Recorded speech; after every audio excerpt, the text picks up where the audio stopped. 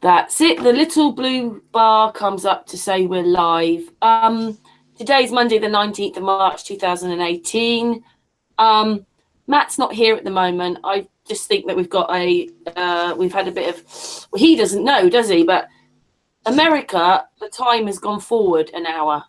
So actually, Matt's only 4 hours, but he thinks it's 5 because he doesn't know that our clocks haven't gone forward and our clocks don't go forward. Sundays when they go forward. So right now, the east coast of America, we're only 4 hours in front of them. So he usually dashes out in the afternoon to go and do some errands, and I'm sure that's what's happening. So we've started without him. Anyway, on the panel so far is Astral, Patricia, and Lev Kung Fu. So hello, everybody. Hello, Karen. Hello, Lev. Hello, Patricia. Was that hello, hello. How are you all doing? Hello, everyone. Lovely. So, how is everybody today? Not too. I'm good, thanks. Not too bad. Enjoying the cold weather. Not. Has anybody still got the snow? Not here. Just really tiny Oh, patch. yeah. I was talking to my friend Malk in Scotland. He had a really warm day, no snow. Scotland, crazy, isn't it? The UK is cold. Someone wrote also on a channel saying that they're from Denmark and they're having chemtrails. They can't see the sky because of all the chemtrails on top of chemtrails. And I was looking at my sky today. Beautiful, absolutely beautiful blue sky. And also yesterday and the day before, I do believe. We've had it real nice. Blue sky and the sun shining down on us, but freezing. Lucky you. Yeah, but cold. It's cold. Anyway, just to explain to people, I actually had this problem with Robert Forsch, but I didn't get it because he was going, "Aren't you ready?" And I was going, "No, not for another hour." So I forgot to mention it to Matt that we are only 4 hours ahead. But what it is I've got permission to, I'm going to put this video out anyway on Sun and Moon, but I've got permission to play an interview. It's an interview with a commercial airline pilot. It's Plain Earth Truth, and the channel is Adam's Truth Journey. So there's not much to see. He starts off with the pilot whose face is masked out. And then he says, oh, then for some reason when he was uploading, the rest of the actual video of him sitting there with the masked pilot is not there. So all you're looking at is pictures. And everybody knows my computer is a little bit slow, but we can listen to the interview while we're waiting for Matt to come on. So are we ready, guys? Yeah. I'll just say hello to people in the chat room first of all. I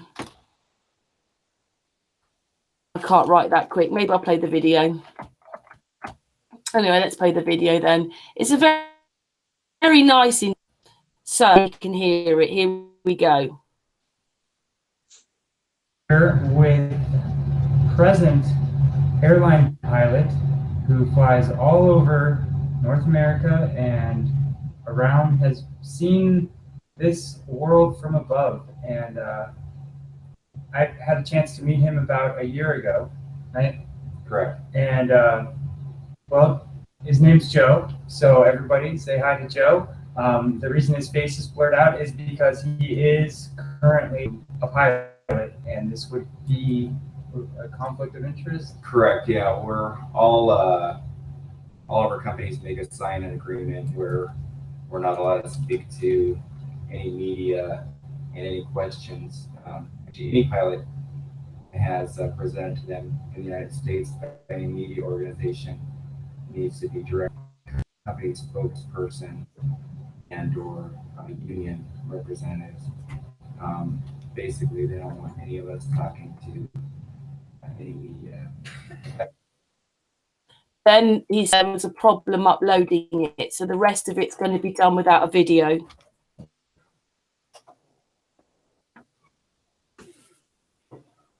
Hang on a second, guys. Come on, video. anything, not just crash and incidents, but Flight experience, anything? correct. Which is kind of interesting, wouldn't you say? Seems that's a pretty good wall of defense to keep anything that you might be seeing out there in the air. What an airline pilot thinks of what this Earth looks like. So you've been looking into the flat Earth concept for how? I've been looking into it just for the past couple of years. It all started off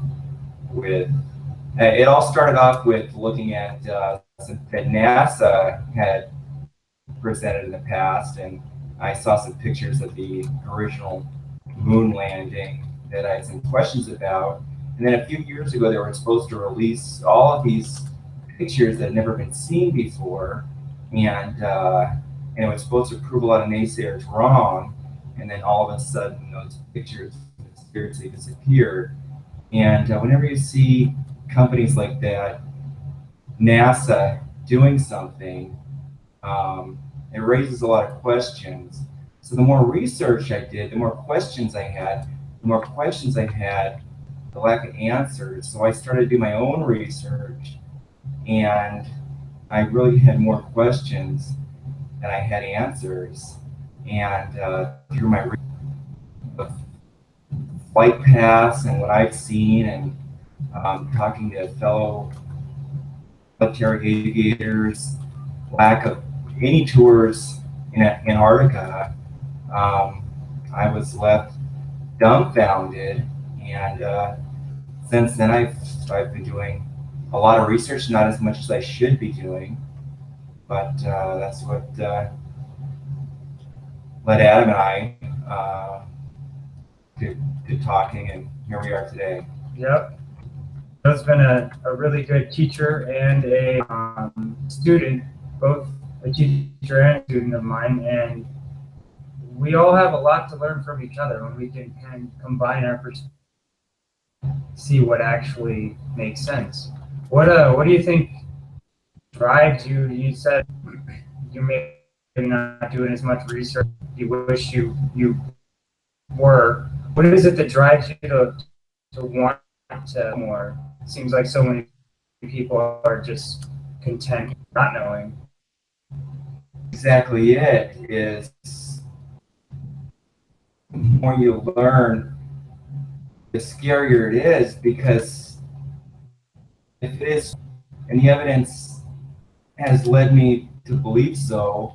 I just flew back from Dubai, and I was in Bali, Indonesia, and if it is true, then it means we're a farm and we're being, and it's like your sheep on the farm, maybe not for the slaughter, but then other sheep come to warn you, hey, you're on this farm, and you may want to escape. People maybe like Jesus and Buddha and many others before them that have been persecuted.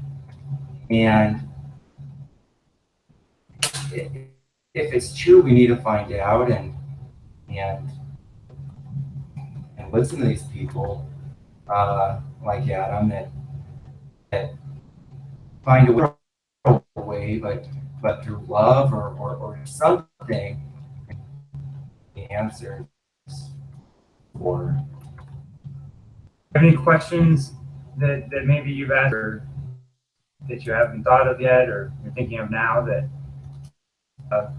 might help bring clarity? The question that I have today is what can we? Because, like I said, I feel like we're all trapped here. We're being lied to about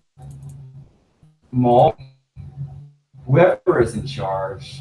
Like I was telling Adam, if it's whatever you want to call it, it's the Illuminati or bankers or Zionists, is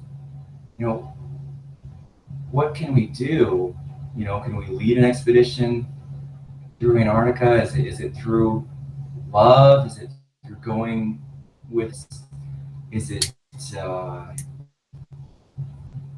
maybe like some sort of of harmony is my big. It's not the facts. It's what we can do as individuals to, what are we supposed to do? And I think we've been given guidance, but not in the past 100 years. I figure like Christ or Buddha, so kind of all in here on this adventure by ourselves. So that's my question: is what can we really do for ourselves to I don't know if escape's the right word. Definitely. I think that's a question a lot of people have. Like, does making a YouTube video about it even help? Does bringing awareness to the problems actually help? Or does kind of recognizing the problems and then focusing on the solution, is that more in alignment with what we can do? And I think I attempted to answer to that. I feel like it is something that we have to reach within, because when any problems in my life, the longer I spent focusing on the problem, being like, damn it, this thing screwed up on me, or just staying in that place of here's the problem, it blocks me from the place with, okay, this has happened and now I have to deal with it, and I'm worth trying to make this better. And it's from that place like it is, but it's how I see it, that we actually can to all the problems within ourselves, and it's really made more of a matter of perspective than actually changing the world, but maybe changing how we see the world. I first got into flat earth like 2 years, probably about the same time you, and I always wondered, like, I don't fly air. Rumor at the cockpit window is not the same as looking out the side windows of the aircraft that are more kind of double layered, so that it does kind of make a curved horizon. But I remember I asked you last time, is it look flat from the front of the aircraft? It looks completely flat from the front of the aircraft. The all the windows from the passenger's perspective are curved, and you could read a lot of textbooks that state reasons why, but it's not the curve that the airplanes need. It's basically the paint and shape of the windows. So that's one of many anomalies that I've seen flying that I've just been over the years.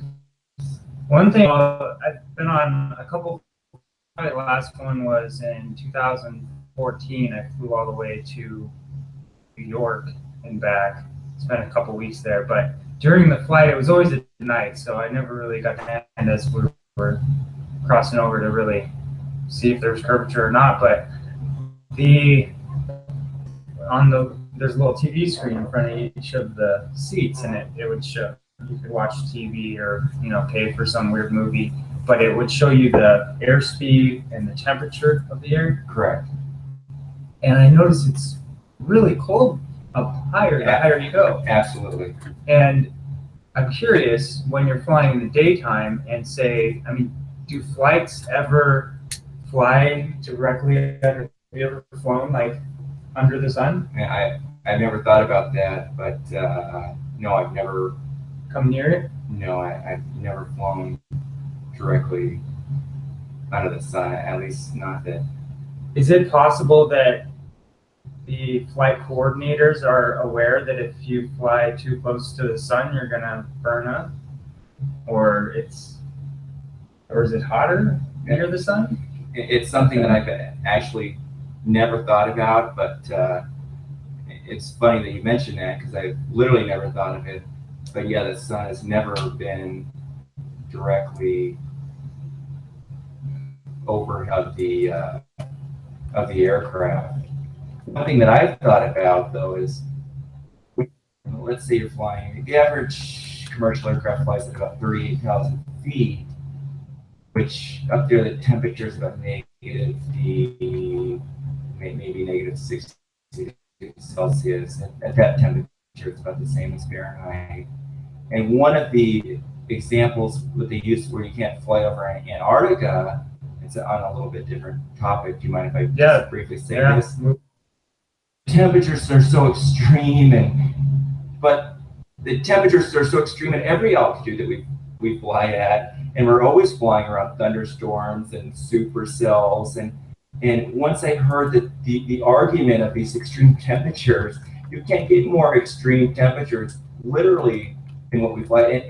And ice can't, ice past negative 30, it can't gather on the aircraft. So flying at that altitude of, in those extreme temperatures, you're not worried about any ice accumulation, any ice ingestion in the engine. So the argument that you can't fly Antarctica due to the extreme weather is just a complete lie. Like I said, I've never thought of something, but I thought about the zero flights over Antarctica. That's led me to more questions, but I'll definitely have to look more into the sun. I've never seen overhead. I know a lot of flat earthers know about how the moon and the sun appear to be the exact same size from our visual perspective. I've seen moon rises that look like sunrise when the sun was supposed to be on the other side. I've seen so many anomalies in the course that's led me where I was. So I run into Adam, and he was just such a wealth of knowledge of words and really amazing figure. That's why I've agreed to do this interview. Although, thanks, buddy. It's probably definitely put my career at risk. Absolutely, and that's why I went out to space here, and you can't see it. So hopefully we keep him safe in the sky there, as our eyes in the sky. And I really appreciate you for humanity. Really, is what you're doing it for, and for yourself to make your. But yeah, I think this might be one of the things that, I mean, it seems to me one of the things we talk to each other and bring awareness to what the truth is, because they say the truth sets you free, but they don't usually mention it scares the shit out of you first. So another question I want to ask you about the sun is, I've seen video from airplanes where the sun, from their perspective, appears beneath them. Have you ever witnessed or seen those videos, or far enough away, I can imagine, but I'm not sure if I exactly understand the question in terms of it. like you see clouds.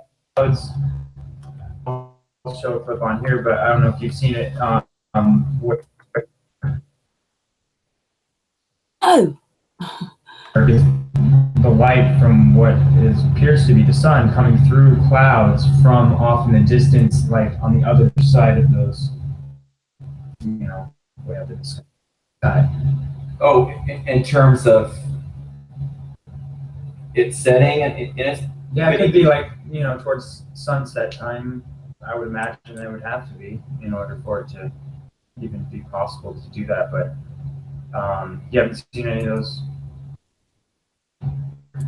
I'd have to look at the videos, but I've seen multiple times where the sun's.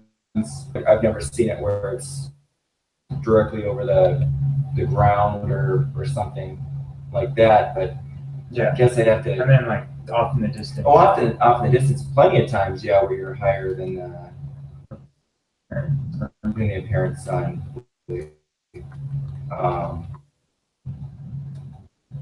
Have you heard any research into refraction? I have not, no. Okay. Well, have you heard of Rob Skiba? I have not. Rob Skiba is a lot bigger channel than I'm, but I copied one of his models of an experiment. I'll send you a link later so you can see it. But basically, I take a table, and there's I use my phone point, and then I have a little drawing of the sun on the table, and between the two, I create a sheet, basically a magnifying sheet that you get out of like a daily planner. And as you move the sun away from that refractory sheet, it appears to set below the apparent horizon, but you move pull the refractory sheet out and it's still right there on the table, showing how, possibly explaining how the sun could set when, common sense might make you think if the Earth is flat that you would just see the sun all the time. It's so high up. But they say, or not they say, my eyes tell me that, the light bends up at a certain distance away and it doesn't travel forever like we're taught in the geocentric model, and we're given the equations for the speed of light, that it's astronomically fast, and it might as well be instantaneous here on Earth because it's only 25,000 miles around the Earth. One thing that I can say in an anomaly that I've seen, I know what refraction is, I haven't studied it in depth. One thing that I have noticed flying that has completely blown my mind is the sun rises in the east and sets in the west, and there's been plenty of times where we've been flying late at night. We do a lot of red-eye flying where you leave at 10 o'clock at night and then 6 in the morning, but where the sun is set and you would actually, where it's just set on the other west, and then you see a little glimpse hours later on the east, where I'd ask the other pilot, I'd say, isn't the sun rising? Is that a moonrise? And then we'd get back below. I've seen where my mind was just blown because it didn't make any sense whatsoever. And then we take our little Apple or Android star map out to find where the moon was, and it wasn't there. But basically, it looked like the sun was about to rise in front of us in the east when it had just set behind us in the west hours prior. And of course, 6 hours later it would rise in the east. But basically, I've seen positions of the sun where it shouldn't be from that altitude. Going back to your previous question, at that point, it's definitely below us, and it never fully rose. But I mean, without any question, the star, the moon, rising on the other side of the Earth when it was supposed to be in the west. So I've seen plenty of things like that. Like I said, where I've queried the other guy or gal that I've been flying with, and you kind of both shrug it off and say, oh, maybe it was a star or something, but these impossibilities that until you query me with these questions, you kind of forget about and then just keep on flying. And that seems to happen a lot, where you bring up something that is mind-blowing and you just kind of, you pass it off as almost as someone saw a ghost or something.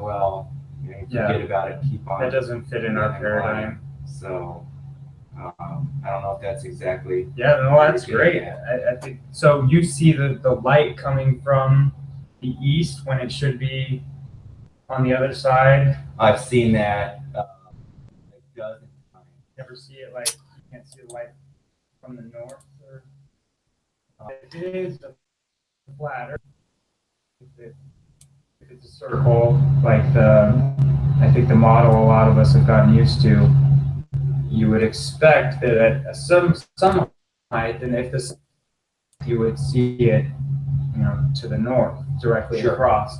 But you're saying it kind of wraps around sooner when you're up.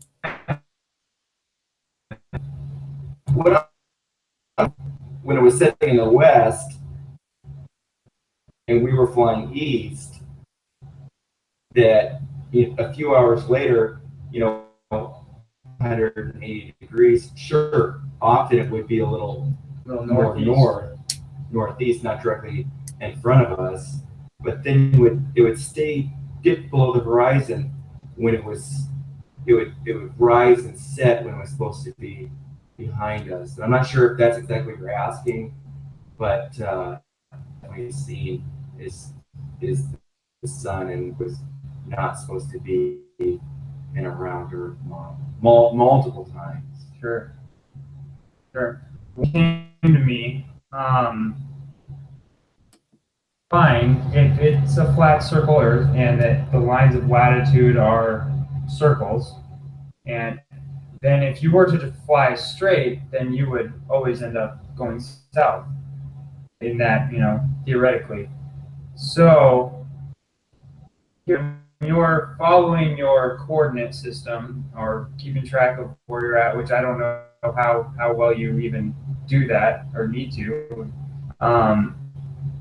Do you feel like when you're have to continue to turn left in order to stay straight, or do you just go straight and that's west? We keep going straight, and that's west. It's as if there's something else going on other than just what we even think we're evolving to understand. So what's your take on that? Is that just a mind blow? It really is, and it's something that I've never thought about, but you're absolutely right in that regard, as if you were following, the Earth, you would be pointing due west and ending up in, another location, like you said, you'd be doing multiple turns. Something else that I've thought about along those lines is oftentimes as well, you mentioned, how exactly do you do that? You do it through multiple systems in the aircraft. We have these you have GPS and these internal navigation systems, VOR systems, NDB systems. There's so many navigational systems, but oftentimes you'll be flying along. Very oftentimes you'll be flying along, and all those will go haywire, and so then you'll just be getting coordinates from our government air traffic control on exactly how to fly, and then they basically say that they're jamming the pressing at games or something like that. But it seems like oftentimes when you should be doing something like that, especially when you're flying west across the United States, you'll reach a certain point where your systems will be altered, and then you'll be given coordinates to fly. So I don't know if that was along the same lines what you were. So you're not always, so to speak, being tracked, like the GPS tracking system doesn't always know where you're at? They always know exactly where you're at. The radar coverage in the United States is 100%. Oftentimes it seems like they don't want you to know exactly where you're at. And so is it ever difficult to tell? I mean, you have the windows, you just look out and see, and once I know when I take, like, the first time I drove all the way to Flagstaff, it took like 2.5 hours, but it felt like 10 hours because it was all new to me. And then the second time, it goes faster and faster each time as you get more used to the road marks and the road, the things along the way that you see. If flying, like, you're like, oh, I remember that, or do you kind of always see new things? oftentimes it's both. You know, sometimes you'll fly over the Grand Canyon and recognize that, or a certain landmark in the ground. But oftentimes they'll vector you a certain way. But yeah, the vast majority of the time, I would say you'll recognize similar landmarks along the route of flight. Okay. If that answers your question. Yeah. All right. Anything else you want to put out there? The things you've seen that maybe questions you have from your experience? How many hours of experience do you have in the air? I've been commercially flying for the last 12 years. I've worked for 3 major airlines in the United States that I'm sure everybody's heard of. I've met pilots in the military, pilots in New Zealand, and especially when you talk to pilots in New Zealand, that's where you get the most questions that they don't even have answers to, because some of your shortest routes should be over Antarctica and they're not. And they have questions, and as I was telling Adam one time before, is a lot of times you present these questions, they just don't want to talk about it, or you raise something and it just, they get uncomfortable. It would be like asking somebody a question about what some theory on another nature, or you ask a pilot about something 9/11 or something. As soon as you bring it up, they kind of get uncomfortable, and maybe they start thinking about their career or job, and they don't want to be grouped into that category. So a lot of times you meet people that have questions. I think all of us as aviators see things that don't make sense. So many pilots have seen strange that I don't even want to go off on another tangent. But like I said, it's so many of them about their financial career, their family, their medical, something in your crazy, you lose your medical license, your career's over, and there's so much fear out there that we're really not allowed to talk about any of this. And it's horrible. And it's not just pilots, it's astronauts, it's everyone. When you sign these waivers that you're not allowed to talk about any of this, because the fact of the matter is they don't want you to know that essentially farm here, and what are we doing on it is the ultimate question. So, and that's what I got out of Adam is I hope love is the escape. I'm not talking about going out there and doing anything crazy, but going within. I talked to another pilot who was open to this. He talked about tapping the source, God, spirituality, something is if this is all artificial, find the reality, tap into that, get that information, and leave the farm. That's what I've got. Yeah, rise above it. Good stuff. Not sure what else we can cover. You mentioned 9/11, and I've heard from a lot of pilots that that maneuver of aircraft is something to be pretty impressed with, as far as being able to maneuver a plane to make those types of turns and just nail those buildings so dead on center. Every pilot knows that. Even if they don't know it, if you ask them the physics, if you ask them the air speeds, they'll it's maximum operating airspeed. They do tests on every aircraft. An aircraft will literally just disintegrate in the air. It's not structurally able to. It was Japan Airlines turbulence many years ago. The aircraft reached an airspeed not even close to what the aircraft on 9/11 reached, and they break up. Stuff starts falling off, and they reach these impossible airspeeds, and everybody knows that. I could go on and on about Mach, even at that low altitude, at that high airspeed, even the slightest pitch or bank, you're gonna go into a Mach tuck. The aircraft's gonna stall. The engines are gonna. It's an impossibility that once again everybody knows, but nobody wants to talk about. And you hate it because then all of a sudden you hear people say, oh, he's one of those truthers, but in reality, it's a joke. It really is. It's everybody knows it, but no one wants to talk about it. It'd be like if you had everyone knew was doing something wrong, or back in the day, the president that had a slave that he was sleeping with, everyone knew about, but nobody wanted to talk about it.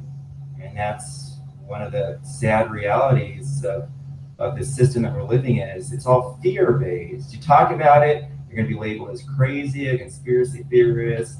You're going to lose your job, and that's the sad reality. And it's all linked. Yeah, like I said, I think the same people behind that are the same people that are pulling the wool over your eyes. So yeah, it seems that they work very, very hard to deceive us, and they teach us from day one. They put this thing in our face, right when we're old enough to not even read. They say, "Oh, this is where you live," and you can question it. You can, wrap your head around it. You can see it all, but on the bottom, it almost always says, not for educational purposes. I don't see it on this one, though. It's probably on there somewhere. I've never looked, but it's usually on the base, but this one doesn't have that. I saw that in Daphne Rummel's video the other day. Doesn't feel like that the truth of flat Earth is going back in the box. It seems like it's just keeps growing, and the first time I heard of it, it was completely retarded. I could not even consider that. Yeah. I was looking into Hollow Earth and Admiral Byrd's trips. Have you heard of Admiral Byrd? I have, yeah. And how he went to the North Pole, but then changed his story and said it was the South Pole, and then says there's more land down there. And part of it, to me, it feels like a distraction, because they say, oh, is there more to explore in the North Pole? And he says in his little interview that, oh, no, it's getting quite crowded up there, but on the other side of Little America in Antarctica, there's a whole lot more to be found. And to me, that kind of feels like misdirection, and it also might just be straight up truth. It's hard to try to keep my ears open to new evidence and see where it takes me. What is the most important thing that you feel you have learned through all this truth seeking? Oh gosh, I feel like I'm still on the journey for that ultimate learning. But the thing of greatest importance that I truly believe is that we're all connected, and two, what they want us to believe is that we're so insignificant, that we're just this tiny little earth floating in this vast, you don't mean anything, your life doesn't mean anything, and that's part of enslaving somebody. If anyone else were to do that, if you were to kidnap a child and do that, and you're meaningless, you're worthless, and that person would be locked up for verbal abuse or torture later on. But they're trying to teach this religion of that you have no meaning, you have no purpose, that your purpose is just to make money and to to work and consume, and they go in this vicious cycle. Well, they, blame Muslims for wars that the United States has created. Libya, I've been there, was just fine before we overthrew Gaddafi. Syria was just fine before we intervened. Iraq was just fine. Sure, they had some cruel leaders, but we've had some the same. But they're creating in the world. We're worshiping these celebrities. Like I talked to him, I was listening to Katy Perry song on the radio that talked about how we're all living in a bubble. There's these messages all around us where they try to make us seem so insignificant, but more than that. And that's the journey that I'm on, is to find it. I think Jesus found it. I think Buddha found it. I think many other people have found it. And I think that that's really what we need to learn and find, is that you're more than that. There's so much more out there. And is the answer literally on the other side of Antarctica, past that ice wall? Once you get out there, is it like literally a sheep that escaped from the farm, and now all of a sudden you're in the wood? Is it literally? Is it metaphorically? Is it spiritually? That answer. But the biggest thing that I've learned is, and that this isn't it. We're some nobodies here. We are everything. This just is here because we see it. We are. It shines on it, but we perceive it, and that's what we are. We are everything. We are all knowing, all powerful, and I could go on and on. Yeah, man. But that's the most important thing that I've learned, and Me too. Well, it's been a great interview. oh, absolutely. I appreciate your time. I So- know you're a busy man. You probably got to get back on the plane. Absolutely. This really is a wonderful man.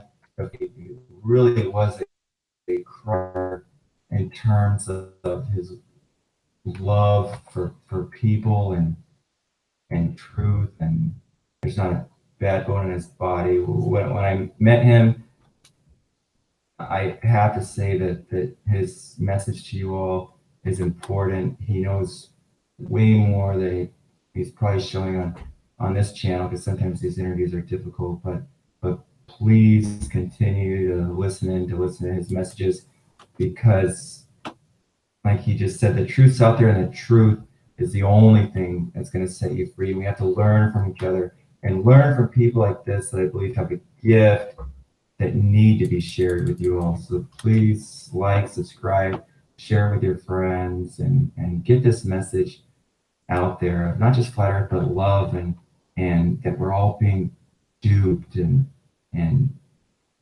the real answer's out there, and he's closer to it. I'm just a person flying out there that sees a bunch of stuff that doesn't make any sense and knows for a fact that we are being lied to. So that's all I have to say. So it's been a pleasure, and thanks for having me on your channel, and I hope it doesn't mess with my career, but I guess if it does, then it'll even prove it further that it all is one big lie. So thanks for your time, and it's been a No fear. great experience. Yes, sir. Awesome. Whoa, that's it. Hello, Flat Earth Unity. How are you? I'm wonderful, family. How y'all doing? Hello. We've got, I think, mixed up with our times with Matt Jerome, because they're an hour behind. Their hour has changed in America, but not the UK. But he's still not getting to his messages. Dun dun dun dun.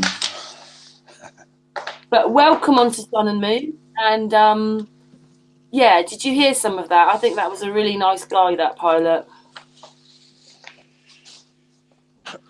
Yeah. He kind of said things that we've asked and said, was it this? Was it that? And he's actually watching all the anomalies. And when we have pilots that come out and, you know, raise questions like the sister Marlena, and I believe there's a couple other pilots that we have that are in the community. They raise great points every time they bring anything up. Every time.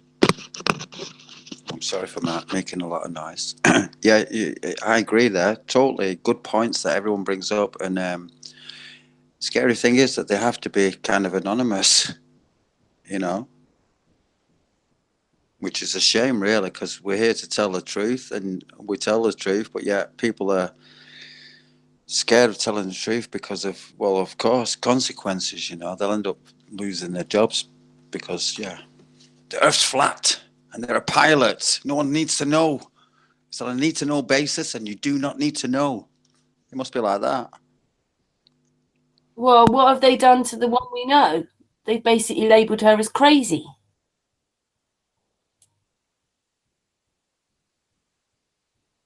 And they won't let her. Well, they won't let her fly at the moment. Did we just lose Astral there? I think we did. What do you think then, Lev, about that video? Hey. Yeah, we're good. We covered a lot of that, didn't we? A lot of it was chopping out as well, which were a bit of a shame. But no, that was on the video. That was actually his video doing that, not me. Oh, all right. Yeah.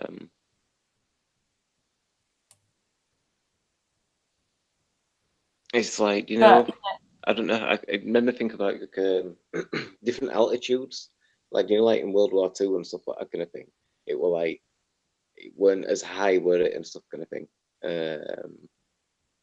And like when you can see at that angle, you know you're not high enough to see the curve or whatever and stuff like that. But then when you get higher and stuff like, it's blatantly obvious that you should be able to see some curvature. I think, you know what I mean, and stuff like. But you obviously don't, you know. I'm sorry if anyone spoke to me, but I was away for a moment. I had to give my child something to learn. That's okay. Yep. I was just talking. Nice to meet you. Flat Earth Unity, that's Lev Kung Fu, Patricia, and Astral and me. It's a pleasure to meet each and every one of you. We've been on a hangout before, Flat Earth. Yes, sir. I forget your name if you've told us. I'm sorry, I've met so many people. Sorry?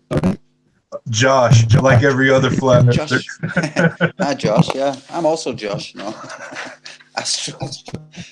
No, but yeah. Hi, Josh.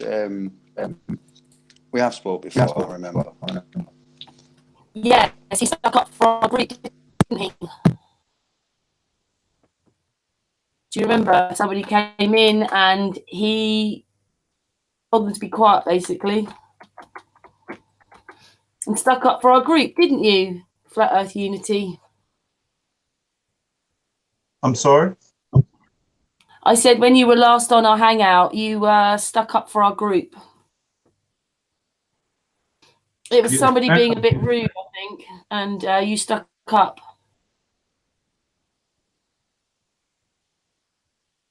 Yes, ma'am. I don't tolerate that mess. I don't like us. You know, we got enough to deal with outside of these hangouts.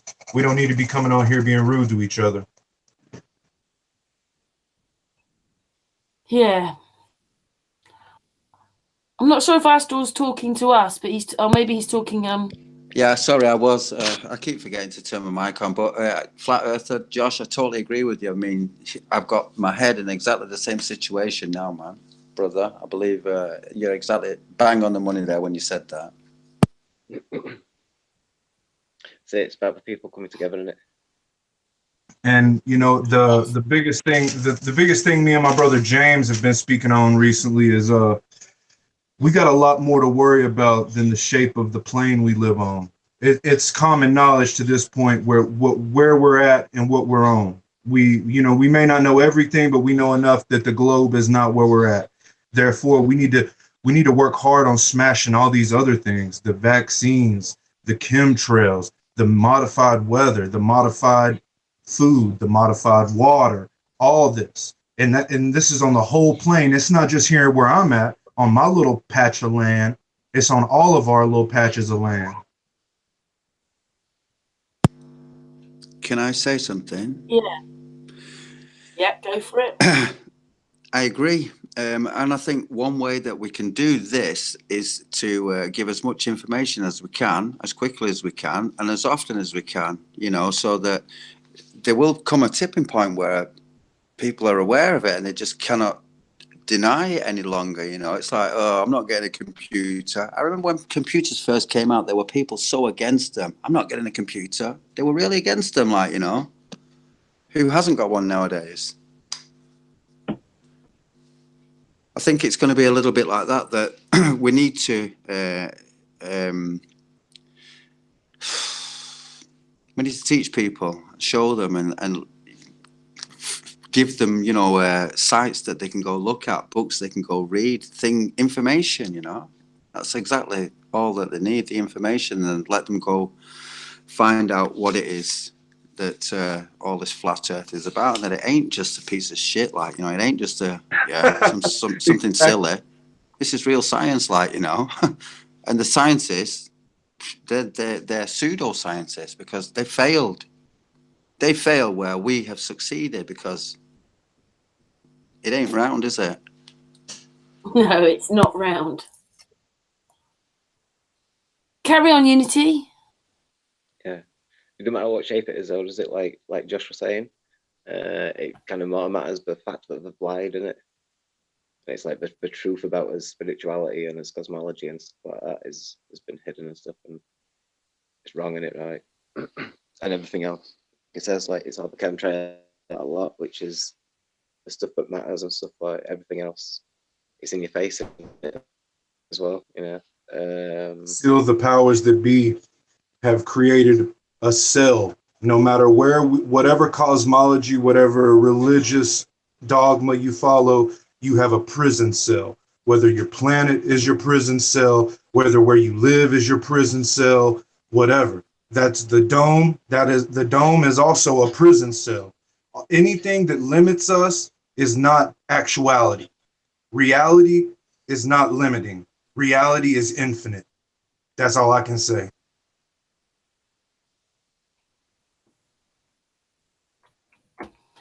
So yeah. Very right. Yeah. It's like what Bruce Lee was trying to teach, to be limitless. Yeah, kind of interesting how you put it. It sounded like that Bruce Lee kind of quotage kind of thing, like. You know, I'm into many things. Obviously, I'm pretty wide open for, you know, input. Always be receptive for new ideas and thoughts. That's my philosophy in a sense. I was looking at something earlier. It was to do with Egyptians, you know, and the way that time is run, that they don't think that time is a linear thing, but time is a cycle. You're going through cycles, and we can see it through the old, through the ancients, you know, the God, I can't think hardly. Going to Mexico, in Peru, and the Incas. That's it. The Mayans, the Incas, Aztecs, whatever. All of these people have had calendars where they've been using cycles. It's a cycle. They start. It continues this cycle back to the beginning again. New cycle. Age of Aquarius. New cycle. We have these cycles, and I do believe that that's what we have been going through forever. Cycles, and now we're coming back to it's a continuation, isn't it? A new part of the cycle. That's what we're getting into. That's what I do believe, you know. I believe that's what the allegory, where they speak of Ezekiel saying that the planet, the plane that we live on is wheels within wheels. I believe it's cycles within cycles, exactly like you said. Everything is cyclical. There's not a thing on this plane that is not cyclical. Weather and everything. Yeah, and then you get to, we have 360 degrees, you know, then you start looking at, well, that's also a cycle, isn't it? It's a cycle. Exactly. Jay was here now, he'd be wrapping off that. But Yeah. there is a correlation between numbers, cycles, and 360. Obviously, why 360? Why is it 360? You know. 3, 6, 3, and what is it? 3 and 6 is 9. Always back to 9. Yeah, always 360 back to 9. degrees divided by 2, 180. 9. 1 on 8 is 9. Always back to 9. Everything. And back half to 9, of 180. Half of 180 is what? 45? No. Sorry. 90. 75. 90. Yeah. 90. And half of 90 is 45, which is 9 also. Yeah, and then half of 45, 22 and a half, 9 again. You know, Nine. keep going, man. You can keep going. But this is something that Matt Jerome touched on. I mean, we know about these things now, but it's like, have we looked into it when we were at school? No, I didn't. Did any of you guys look into anything like that at school? I don't know. No it way. would have been good to, start so many years ago figuring out this. What's all this 9 business about, and then where will we be today if we'd have known back then? I mean, what's it all about? Brother, if they taught us the actual meaning of numbers and letters, we would be far beyond what we are right now. That's the fact of all of that. The epistemology, the etymology, and the numerology, those things are very heavily influential on our life.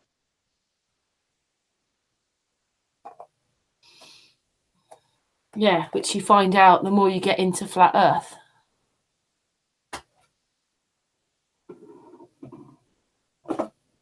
As a child, I was deeply into etymology. I've always been one to break words apart. I was that kid in class that asked the teacher, why do we understand something? Why wouldn't we overstand or understand? And they can't really give you no good reasons. Same with the word. We were trying to tell Brother Sanchez the other day, aboriginal does not mean not original. It's not like abstract. It's more like absolute. Absolute meaning it is definite. It is exactly that. He was saying that he believed aboriginal meant not original. And we were saying, no, brother, aboriginal means the first ones somewhere. There we go.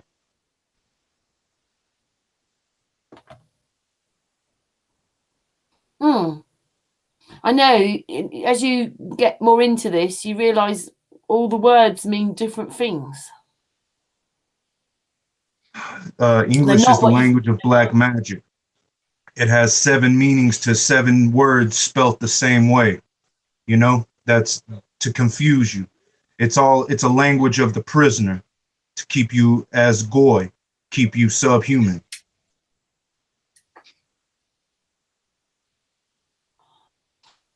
Yeah, I think that's what it feels like. It's the living dead out there. So, yeah, they got their wish then, didn't they? I believe that the biggest mistake ever made was to allow us to have the ability to go to a library or any sort of place where there's knowledge and look. As you see in all of our cultures, they try to keep critical thinking out of the curriculum. They don't want these children critically thinking on anything.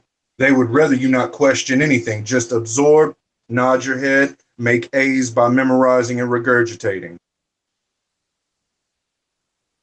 You can tell you can tell by what they put on TV. There's no encouragement towards enlightenment and critical thinking, like you say, and stuff like. It's all distractions and things to affect your ego. You know what I mean?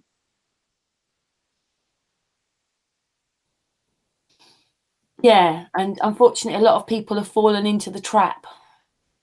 Hey, can I say something, right? There are organizations, and they will give you they'll give you money to do research and stuff, right? They'll pay millions for you to go research something, right? And if it's something to do with medicine, or if it's something to do, good health, or I don't know, there are many of these, what are they called? It's called it's an American word. When you go to college, you get a stipendium or something, or what do you call it? Like a sponsorship kind of deal, don't you? forget the word now. But there are many of them. How many of them do you think would actively sponsor flat Earth research? You know, I mean, actively. I mean, 100%. They'll pay for it, and they'll whatever you want. You know, how many are there out there? There must be some. I mean, how many billions are we on the planet? There must be some like-minded individuals that care to find out what is the real answer. I've got the money, I've got the resources. I just need a team of people to get to the bottom of this and find out what it's all about, like, you know. Yeah. We have to hope so that soon this is going to happen.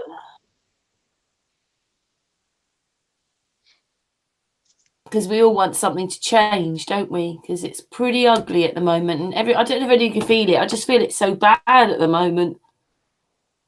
Just watching some of the things that are happening and things that are being said. If you do catch up with the news or what they're talking about, it all just seems so dire. I don't want to see the news or know anything, to be honest. Yeah, I know exactly. Miss Karen, to kind of change the subject, I haven't followed to know this answer. Whatever come up about the pyramid that was found in your little area? Oh, mine? Yes, ma'am. Well, we have this nice gentleman called John Cowrie who comes on occasionally. In fact, I have emailed him, so I just have to wait back to hear from him. And in, I suppose, 2000, whenever it was, 2001 or 2002, when they noticed there was a hole in the top, he actually went inside it. So he knows what's inside it and the chambers and stuff like that. Anyway, he's one of the first people to talk about it as a pyramid. What? And he reckons... The Sphinx? You talk about the Sphinx, right? Oh, sorry. I thought you were talking about the pyramid near me. Oh, yeah. I'm sorry. When you said went in the top of, see, my child asked me a question and I looked away for just a second. Excuse me. Yes, ma'am. Now we're on the same page. Excuse me.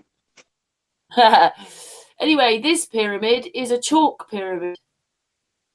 It's not stone or whatever. Anyway, yeah, it's I did what, you know, as the video that the British Heritage have made. They said it's slowly sinking, but I don't know about that. Then it has collapsed a little bit inside, but these things seem to be quite resilient. And then there is another smaller one in Marlborough, 10 miles away. Now, there are some people that reckon that it was resonating from this long barrow, you know, they've called that a burial chamber.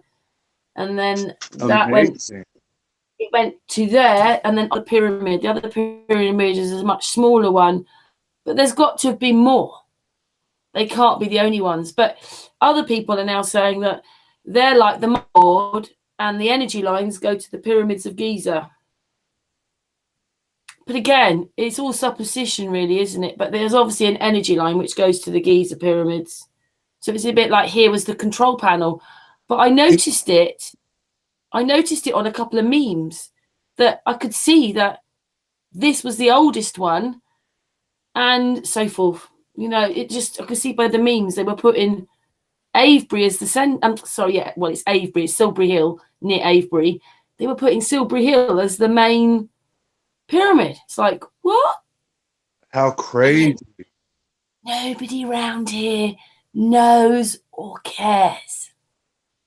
Yeah. Of course they don't. Yeah, and you know that's the terrible thing about history. That's why it's his story now. That's why it's exactly why it is what it is. These are forgotten for a reason, sister. They've been forgotten by punishment of death and punishment of all sorts of ways. Just bringing up all these things, that's how they get covered up. I believe that the only things that are shown at this moment, the only places you can go, are given purposefully. They give you the Colosseum. I watched a person who gave a lecture about how they, for 150 years or 100 years, they've been covering the walls of the pyramids and all the temples of Luxor and all the temples everywhere with clay and covering the indentions. And painting the hieroglyphs, or the Metu Neter, as this actually called. They would paint them instead, so that now they can change the story. The story does not have to be the way it was. They've now covered the You know walls why with that is, clay. don't you? Because they don't want it to go back before the Egyptians. But there was a civilization. You don't want it to go back past them. They want to keep it at the Egyptians built them, and we know that they didn't. Sorry to interrupt you there, but I just sort of had to say that. And yeah, anyway, it's all just. I think the pyramids are incredible, really. In the chat room, we did this last night with Angel, really, who would like to build his own pyramid. And he was explaining that the Giza pyramids are all on different levels, but the insides all are level, but the pyramids are on different levels. But what does the chat room think the pyramids were for? Anyway, Patricia, are you there? Patricia? Yeah, I'm here. Just asking you, what did you think about the pilot? Sorry, I keep coughing. Yeah, I mean, the more people that come out and tell us these things, because we don't know, we don't fly planes, so the fact that they can actually see firsthand is great. It is, isn't it? And yeah, I don't know if we asked you last night. I'm not sure if you had gone to sleep, but what do you think the pyramids were for? What did you ask me? Patricia, yeah, because she was there. She's there. She was sleeping, wasn't Yeah, she? I was I would answer. I said I'm I sorry, don't know. Patricia. We're all I apologise. we we all guess these things, but it's just fascinating finding out about them. What they could have been for and stuff. I mean, I've never been inside one, so I don't really know, to be honest. They are fascinating. Thanks, Patricia. Actually, I do remember you saying that now. Flat Earth Unity, Josh, what do you reckon they were for then? Asking you what you think the pyramids were for. I don't know, but the word pyramid is actually a Greek word, right? We don't even know what they called these things. Pyramid is a Greek word that means house of fire. I come from a city. We have a pyramid in the city that's like a big metal structure and a Ramses statue in front of it and all that. So Egyptian history and shit is like Egyptian history is like really, really like looked into where I'm from. And I'm telling you, no one knows what the Metu Netu means, which is what we call hieroglyphics. We just know that they called them the Metu Netu, which sounds a lot like Mother Nature. Can I interrupt? Yes, sir. Josh, you've just given me something there, right? Because what did you say? The netta. We have this thing called per netta, right? Which actually means pyramid.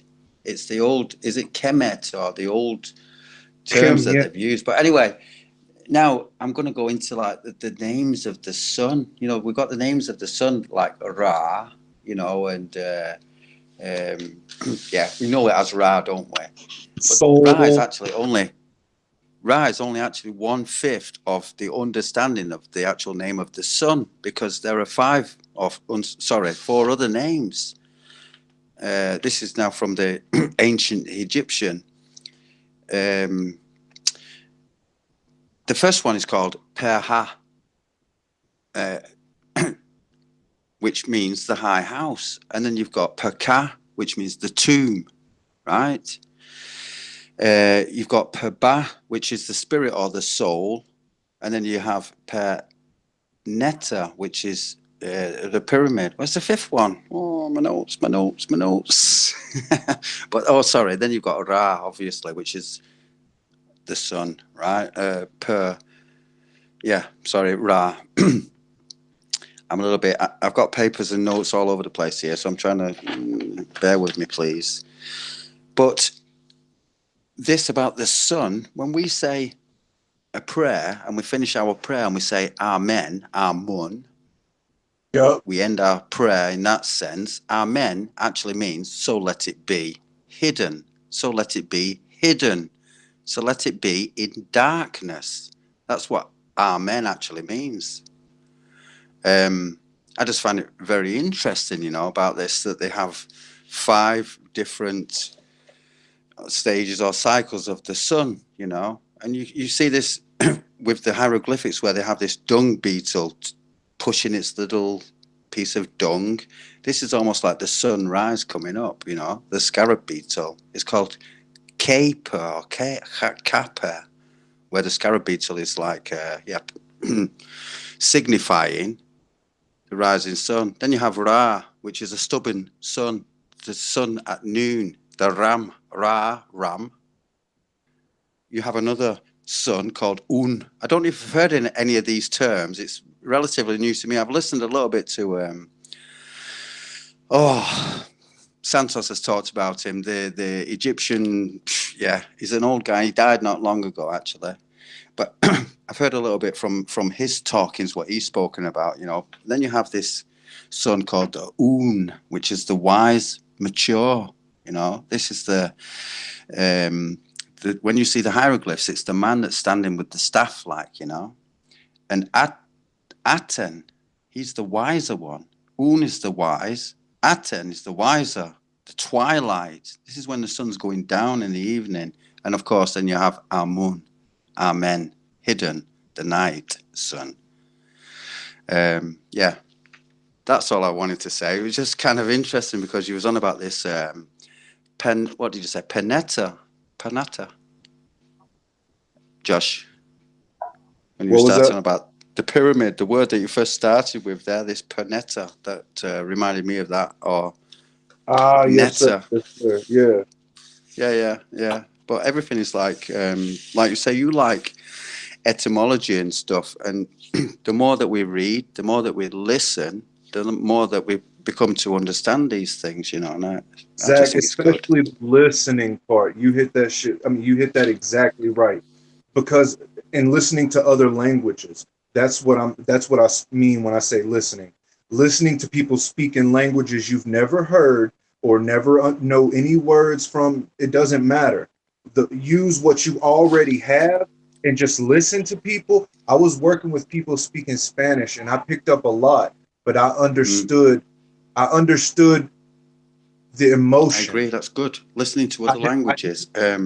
I didn't understand the words very much. I got to where I was understanding them, but I understood the emotion. I can understand what you meant, even though I don't speak your language. I listen and I see and I try to formulate and I communicate. I believe we communicate way more than just with words. I think it's full spectrum, every bit of us. Yeah, for sure. Because take, for example, right, you're doing something and suddenly you can feel that there's someone looking at you from behind you. You can't see them, but you can just feel them, can't you? There's a presence. And when you turn around, sure enough, someone stood right behind you. Well, how can you do that if you can't see them? How can you do that? You cannot see the person behind you. You just know someone is there, someone's coming, you know, and it's funny in a way, but you turn around and sure enough, there is someone right there, like, you know, and it's scary, isn't it?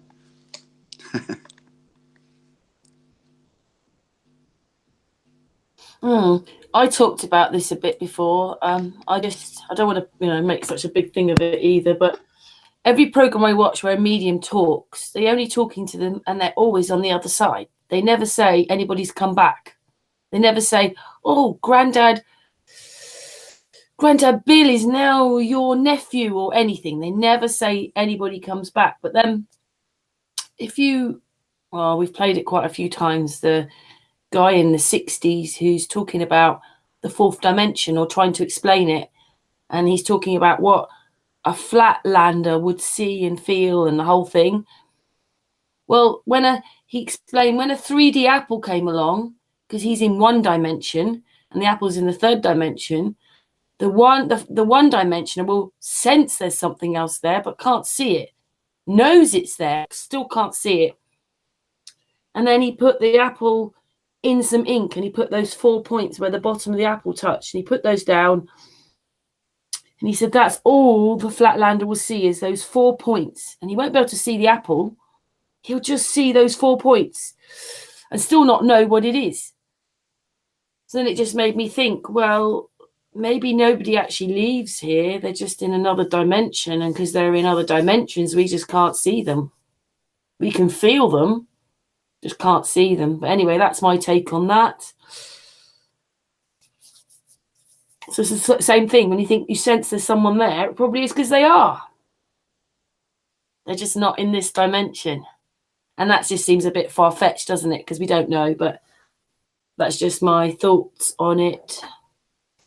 This goes with what he said about, like extrasensory. Anyone who plays an instrument, anyone who does improvisational stand-up, anyone who does improvisational rapping, improvisational singing, whatever, they'll tell you the way they do it is they let go. They let go, and it's like letting the subconscious, which knows all and does all, take over. And that's the hardest hump to get over. The hardest part of doing that is to let go and just let the soul speak. Don't let the heart speak. Don't let the mind speak. Let the soul speak. And that's why music, when people do those things, that's why it grips you by the soul when another person, to be in the presence of a person doing that. I don't know if anyone else has been in that situation, but it's as if it literally grabs your heart. Yeah, we kind of teach that in Wing Chun, because it's kind of different to other martial arts. It's more about relaxing. So, but like compare it to, in fact, with documentaries where people have like boasted that they practice Wing Chun and they're an artist or a violin player, and of like how it's helped them relax more and become one with the instrument and stuff like that. And like Bruce Lee also said that it lets it hit, not him it. Exactly. It take over him in that kind of sense and stuff. Yeah. You become one with the dance, don't you, and stuff like. You follow the rhythm or break the rhythm or whichever. Become limitless as well. It's nice to know that you're also a very deep person there, Flat Earth Unity, Josh, because we don't know you that well, and it's really nice to hear you say those things. Lev brought up Wing Chun. I did martial arts for like 20 years of my life. From the age of like 5, my father taught me Kyokushin karate, and I did a little bit of Hapkido with a gentleman who trained in Korea. I did a little bit of this and that, but the things I gathered from it take subconsciously, in the repetition of learning things and doing things and drilling and doing like preset movements repetitiously. It makes it to where the body takes over subconsciously. When you get into a situation, we did Tamishigeri, which is breaking a lot. We would grab river stones and we trained the body, trained the legs, trained the fists, trained the forearms, trained the back of the hands, and we would break. We were not allowed to train with other people at their studios because they didn't like the grit that we had to the way we did things. But they would love for us to come and demonstrate breaking. We would break baseball bats with our shins. All these things are attained easily through just repetition and letting go. That's the biggest thing. You would never be able to break a baseball bat if you thought about it. because your body will stop and you won't follow through, and you'll bend around that baseball bat instead of that baseball bat shattering around you. That's facts. Mind over matter is so important. It becomes physics, doesn't it? Yeah, it's a real shame that Matt hasn't joined us. I don't know where Matt is. He's still not going on Messenger, and I don't know, maybe just had a misunderstanding he knows about today. But anyway, maybe he's just got lost in the shop or something. In time, I mean. But he was talking about this yesterday, about they're changing the past. This is the little video I put out on Sun and Moon just before we came live. They're changing the past now. And, you know, we have to be slightly emotionless to deal with the future. We have to be, because we have to be in control of the future in a positive way. Otherwise, we're just lying down and letting it carry on the way it is. So it's kind of what you were saying, Unity, Josh.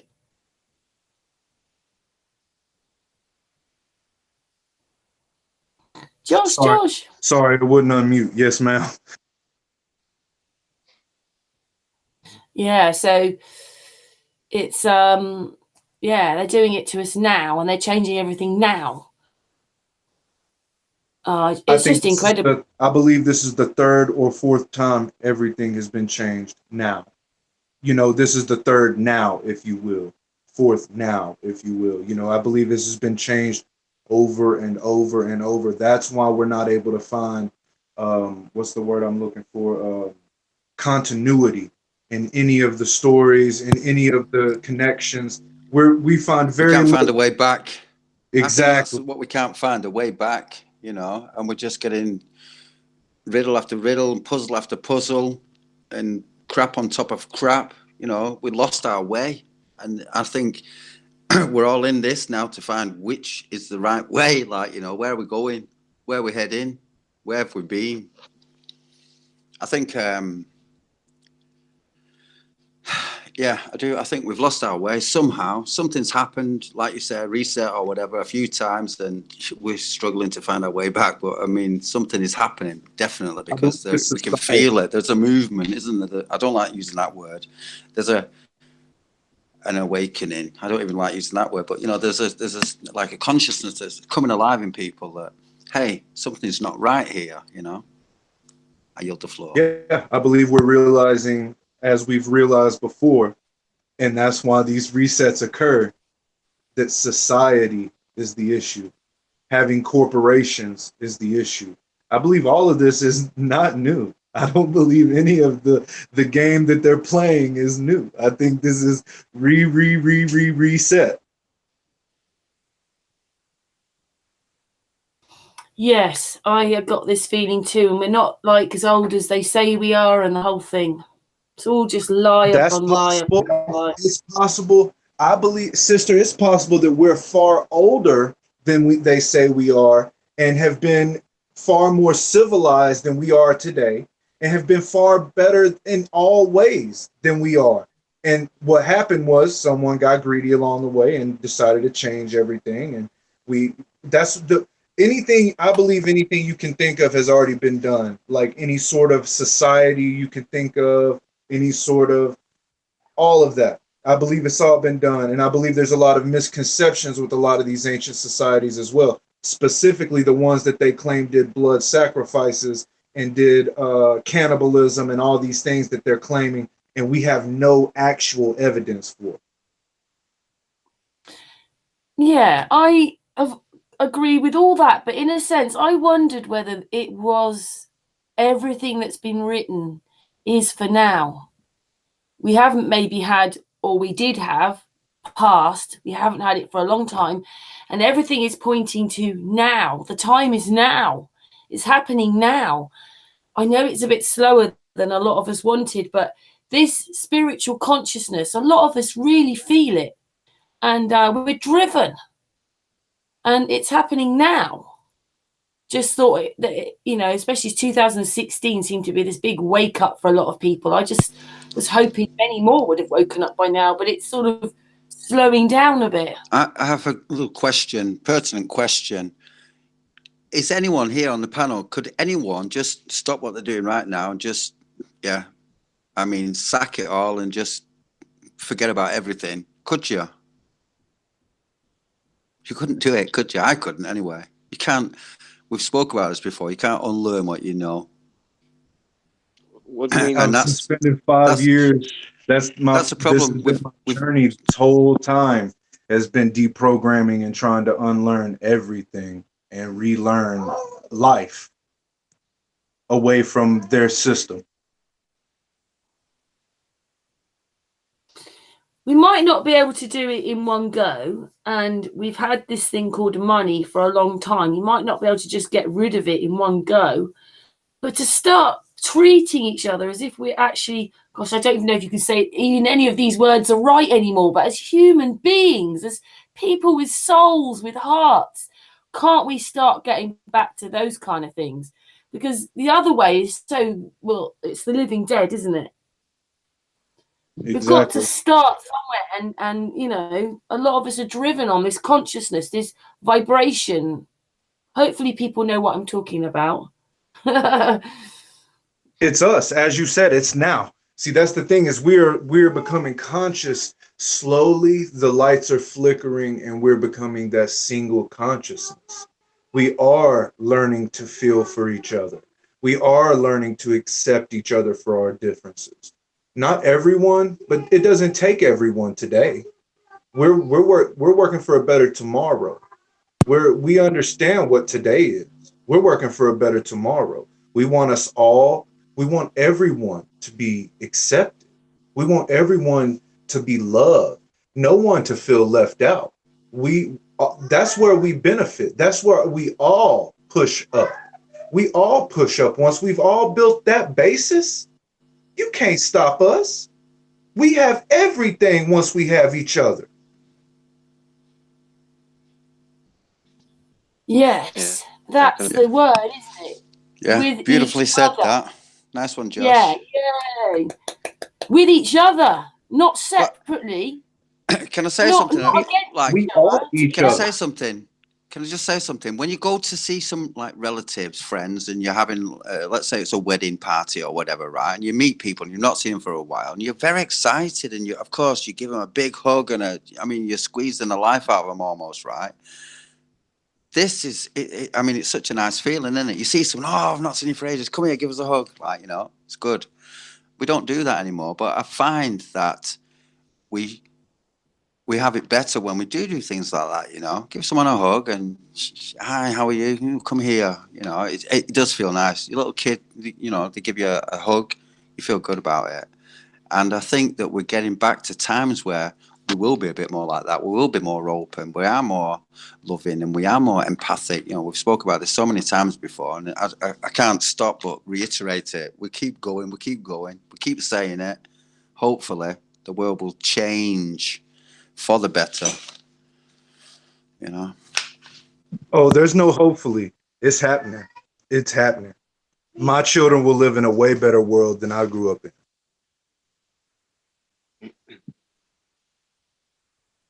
Good. Yeah. Some hope. I think it's as soon as people realize it's the people versus the system, so everybody's on the same side. All the people are anyway. You know what I mean? So, like I was saying, like promoting acts of kindness or just the ideas of what we can do once we've sorted all the, you know, once it's all sorted out and stuff like. It's just promoting the ideas and getting the ideas out there. So, you know, the ideas will spread to other people. It'll just help wake people up. I think they'll wake up. It's like that drive that we've got, you know, that's good. I think it'll hit them, you know, and then they'll get that drive and they'll start to question and stuff. But it's one day at a time. You know what I mean? I think we just keep going. I know some people might think this sounds silly, but I actually liked an idea that Lev had. Maybe it's not like, you know, maybe other people have thought it as well, but our army should be helping the people, not fighting the people. You know, there's so many things the army is needed for to help the people. I mean, look at all the things that keep happening with weather and just things like that. And of course, maybe they will have to protect sometimes, but why can't the army be protecting the people rather than killing the people? That's its sole purpose, you know. But it's Well, the question I raise is, why do we need armies? We're loving people, aren't we? I don't want to kill nobody. I'm pretty sure everyone on the panel here doesn't want to kill anybody. So we're 5 people here don't want to kill anybody. What about the rest of the people? I'm pretty sure everyone in my family doesn't want to kill somebody.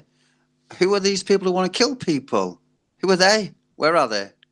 You know, hopefully they're either in jail serving time because they've killed somebody, or, I mean, it's all propaganda, and there aren't really like giant wars going on like we get told all the time. There's this controversy and that, you know, catastrophe and that act, and yeah, who knows? I mean, it's just, we don't know, do we? I don't see wars going on here because I'm living in Europe and it's peaceful.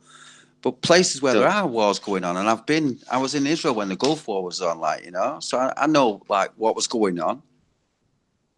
The reports that they were getting in England about what the war was actually like, it was nothing like what I was living at the time, you know, nothing, absolutely nothing. It's like black and white. I was getting phone calls, come home now, come home now. I'm not coming home, it's cool. I'm going to the beach. You know, it's like that, basically.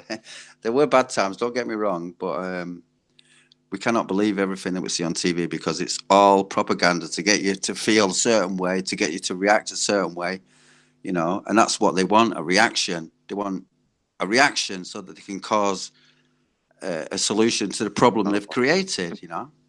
Simple as that, isn't it? They play with our emotions.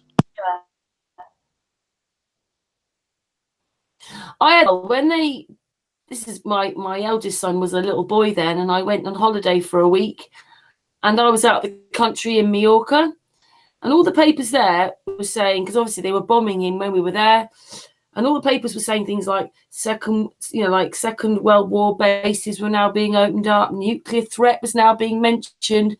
I was absolutely terrified. The first thing I did was come home and ring my mum up, and she didn't know what was going on because it wasn't reported here like that, only abroad. None of it was happening, like they said, and the English people actually did. It was not being reported like that in the news here. So yeah, I thought that was really strange all those years ago, not knowing that actually this was part of one big game. And the thing is, the really sad thing is that, you know, like they've got people against people, they've got races against races, they've got everybody not liking each other. Everybody is included. It's not just one color, one person, it's everybody. They've got us all hating each other almost. And that's the thing, is what we don't realize is when we hate the next person, we're hating ourselves. We are everyone.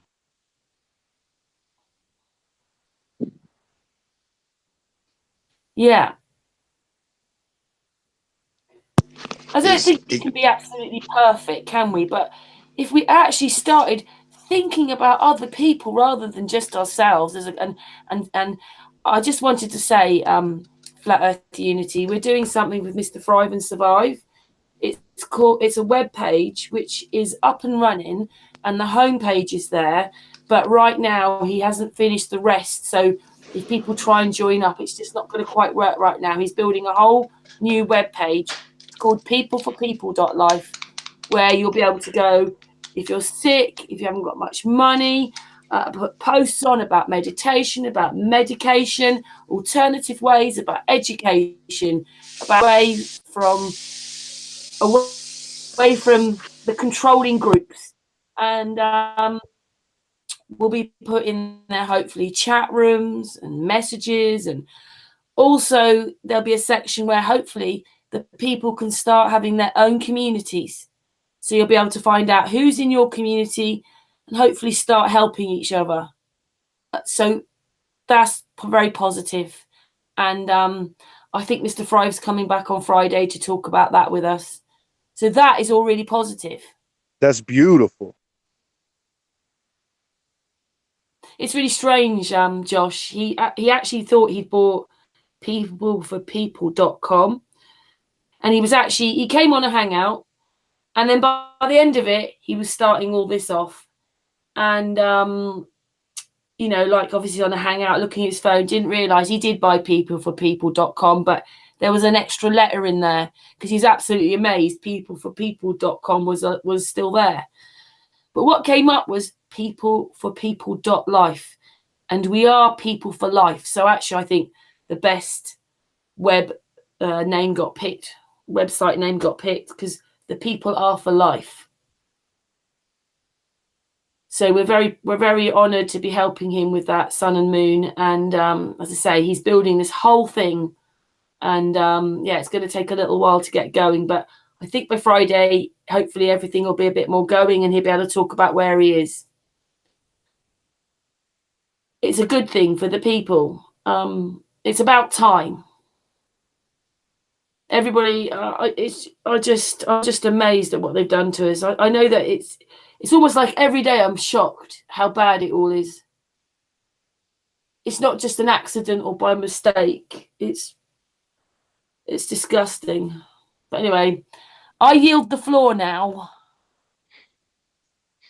Hey, Dojo time's in there. Dojo, we are now saying I yield the floor. Yes, we've got a few sayings. I like it. He's so, We've got man, a few Dojo is sayings so now. respectful.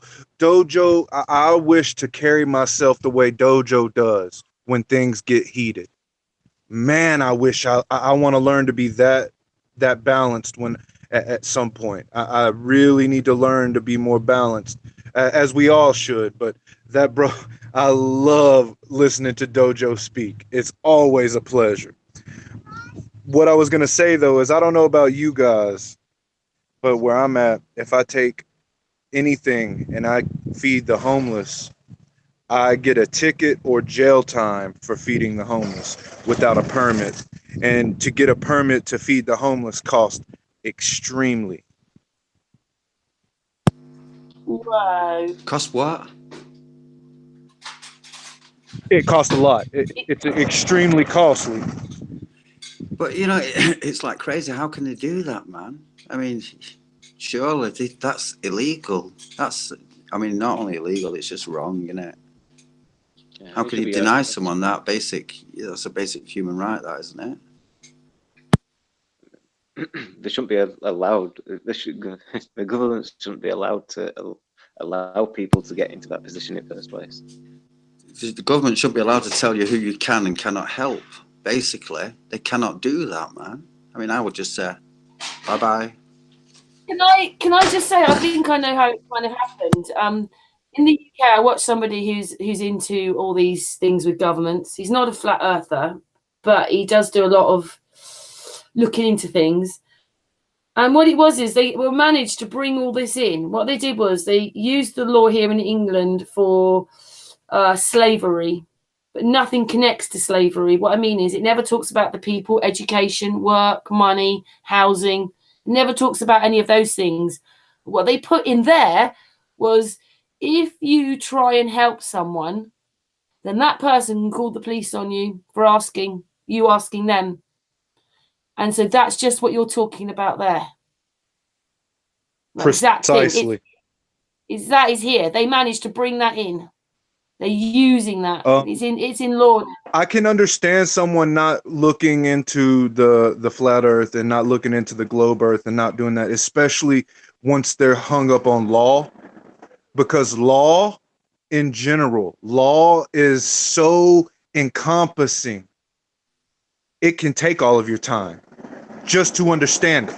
It can take all of your thought, all of your abstract thought, all of your cognitive thinking in general can be hemmed up in law, just because law is written to deceive us. Just like language, law and language go hand in hand. There is a language of law.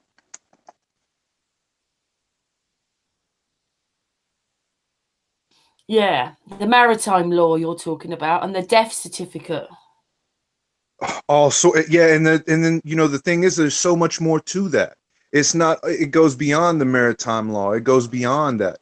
The law, the natural law has been trumped by human law for so long that we've all forgotten what natural law is. We have forgotten natural, everything, natural science, natural law, natural to eat naturally, to even live naturally.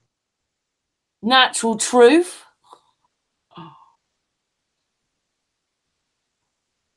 Mm. We've been discouraged from it, really, haven't we?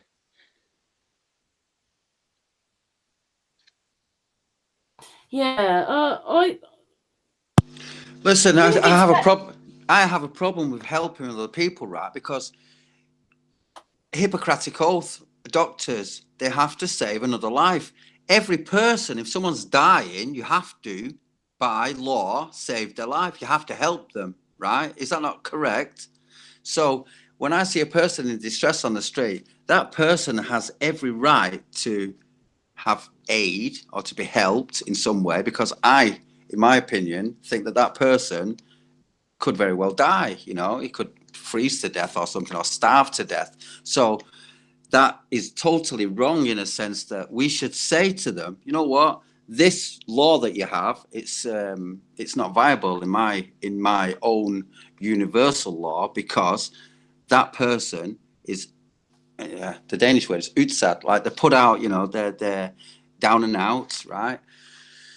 Down and out person, no problem of their own, or no, whatever reasons there is behind it. There are many reasons, isn't there? But for us to say, or for us to be charged with helping someone else, that it's a crime, I'm not buying it. I mean, okay, it might be the law, but it's totally wrong, and we should stand against shit like that, man, because that is just wrong. If someone came and said, "Hey, look, brother, I need your help, man. Can you help me, please?" Of course. What can I do for you? That's how we should all be. So when I see someone out on the street and they're looking like, you know, they need help, and if I can help them, of course I will help them. It's everyone's right, you know. It's like doctors and their Hippocratic oath. You have to save a life. We have to save a life. Well, that's our way of saving their life, isn't it? I yield The the irony floor. is, it started as the Hippocratic oath, but it turned to the hypocritic oath. Nowadays, it's not the Hippocratic oath, brother. Thank you. Yeah, I'm not very good at that. Hypocritic. You know what I mean? You know Don't what I mean? worry. Yeah, the oath that doctors take, you know, they have to save lives. That's their oath. They swear on it, save a life or whatever, regardless of But at the whatever it same is. I time, don't actually know the oath. well, you may say that, but at the same time, these doctors prescribe poison to us. So, you know, it's, as I said, it was the Hippocratic oath when food was our medicine, when nature was our medicine. But now it's the hypocritic Yeah, oath because they're hypocrites. yeah, for sure. And they know as well. They know that what it is that they're putting into our bodies, and that it's not. Yeah, it's not helping us, is it? I mean, it's all money. Who can make the most money? Hey, listen, I've got this great drug. Check it out, man. Make sure you get this, and you'll never have flu again in your life. Or maybe until next year, and I'll give you another shot again, like, you know, and then the following year, you get another shot again. What's all that about, man? Perhaps they know which flus are coming out at which time and which ones to, you know, to vaccinate for. Yeah, it makes sense. yeah, I you believe just want to the flu. go Do to we, the do we doctor as less as possible. Carry on. exactly? Do we have proof that the flu was around 400 or 500 years ago? Do we have proof that, you know, influenza as we know it was around? Do we have any proof that it was not man-made? As every other vicious thing has been. I believe smallpox was the first genetically modified chemical warfare. They knew what was going on. That's why they did what they did to the Native Americans. They came over here, gave them the blankets, gave them all the things that they needed to do, covered in smallpox, wiped out a whole nation. With that being said, I think it was generated and perfected in Europe or wherever before it came, you know, to be spread. I believe it was perfected before it was spread.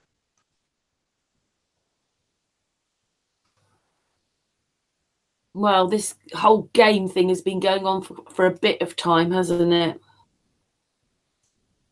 It's ironic that you say the game, because when you watch this show, Game of Thrones, if you watch it with your third eye open, I tell you, you'll start seeing history unfold, and things that you never were told. You'll start seeing correlations. You'll be like, maybe that's exactly how the Roman Empire ran the world. Maybe that's how the Sectant ran the world, or the Septent ran the world before the Roman Empire took over.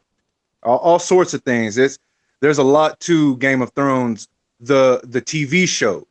The books, the correlations are not there, but the visual correlations are all there.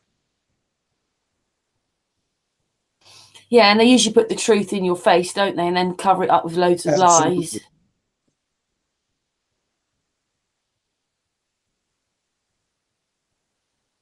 Asking why do you think? I mean, I always thought that the UK was one of the bigger sort of flat Earth places, and it is. But why do you think America is such a big flat Earth place? It's the biggest community of flat Earthers. I think of the 60s. As soon as you ask that question, I immediately look back to the 60s.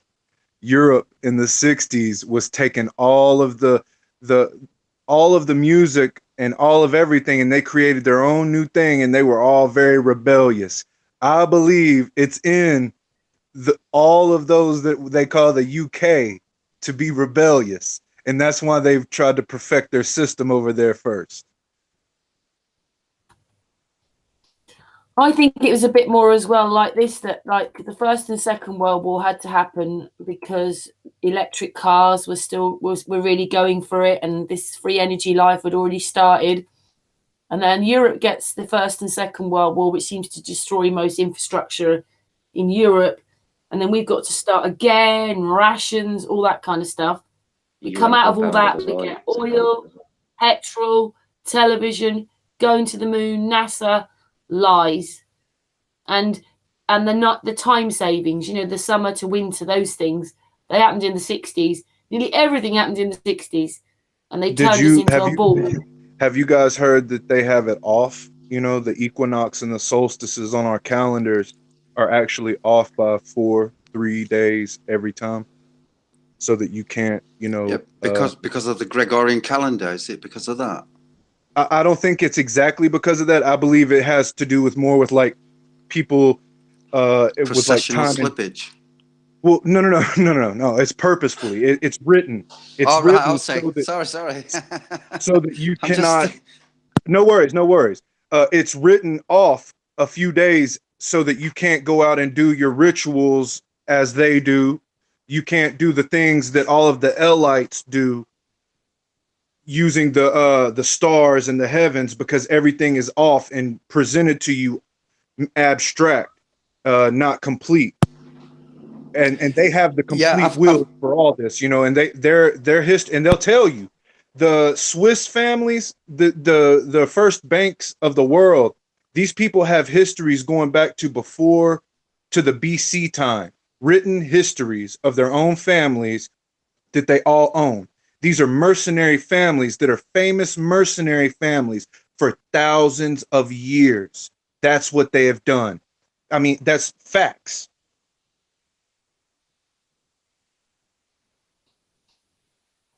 Documented. I believe that the Swiss are actually the tip of the pyramid. That's where it started. That's where it was perfected. That's where the world was changed, was when the Templar ran through what they called Arabia and took all of the ancient secrets, all of the ancient gold. They went back to Switzerland and created the first bank. They started to rule. They've ruled the world from that point. I agree with that. That's what I think. Like with Great Crusade. The Swiss fund every war on both sides. I blame the Rothschilds. They funded the wars. Check out Albert Pike. He tells you about the First World War, Second World War, and the upcoming Third World War, which will be one of the 13 Swiss banking families. They'll tell you that they're Jewish. They'll tell you that they're Jewish because, see, that's going to take the attention away from the truth. The truth Yeah, is they hide that it everything, said- don't they? Of course. And you know, the Jews, the Catholics, all that are scapegoats. That's a good scapegoat. That's all it is. Same with the Muslims, all of it. All religion is a scapegoat. These people rule through something totally different, and they use those things to pass their laws, to make their laws set in stone. You can't debate it if it's in the holy books. You can't debate it if it's divine law. They created divine law.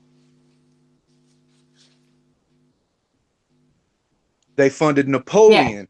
They funded everyone who has ever done anything. I believe Alexander the Great, all of that good stuff that we hear, these stories of ancient times, didn't happen in ancient times and were funded by these same people.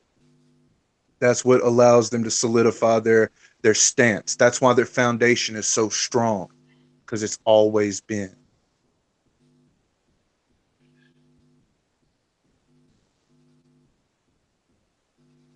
I agree with that as well. I mean, it's been proven that the Bible is nothing more than two bloodlines. That's why there's two testaments. Testaments as in testicles, testament, the seed, the gene, the tree of life. You know what I mean? Like that explains there. That's why the word begot is used so much in the Bible. So and so begot so and so who begat so and so who begat. This way you can keep a bloodline going. You can understand there's a family tree.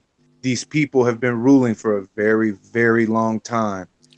The Greek, the Roman, and the Egyptian joined very, very long ago. I believe that the ancients, I believe they were speaking English back then. I believe this is the language of the trickster.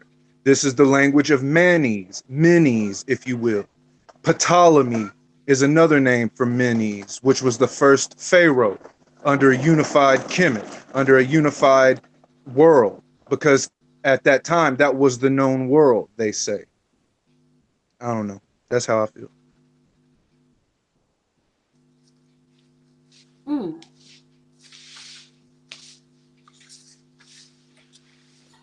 I don't know the gentleman's name. I'm sure y'all have seen the French. There's a French man who doesn't have a house. He just walks through Europe. He goes through Switzerland and shows you history with his camera. And he's got like 7 channels on YouTube throughout his years of being on there. And he used to have what was called the Pharaoh Show. It was in Swedish or in Dutch. It was in some language that I don't speak, but he decided to put all of his work out in English as well as in French. Maybe it was in French that he put it out in, but this gentleman, he's the one who brought to my attention and made the correlation that Switzerland are the leaders of all of this, the ones that at the tip of it. There are obelisks in Switzerland. There's all this pharaonic artwork in Switzerland that doesn't belong. That's too far from Egypt. Why is Egyptian theme? Another funny coincidence is that who is it that guards the Vatican? Exactly. And that was my country as well. As soon as this brother said Switzerland, I was like, oh, that's who guards the Pope. Yeah. And he started talking and he was like, yeah, there's a certain group that their family, every time their family is picked to be the next ones that guard the Pope. There's like 13 families, and from them the new guard, the royal guard or the papal guard is got. Yeah, the Swiss guard, and they have a name. The shit goes so deep. Excuse my language. It's insane that is the tip of the iceberg, because they always tell you what Switzerland is neutral. Switzerland doesn't take part in any of this trouble. They would never. Oh no, they would never. We'd never do anything illegal. Switzerland, we're a good country, exactly. aren't we? Totally. We're just a good little shiny country. We don't do anything wrong. Just come to us. Yeah, true, man. The guy was like, "Clean Switzerland. Come to Switzerland." Trails all in the sky.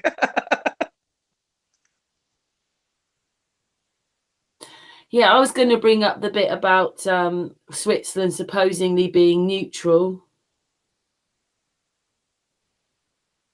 They're not, are they?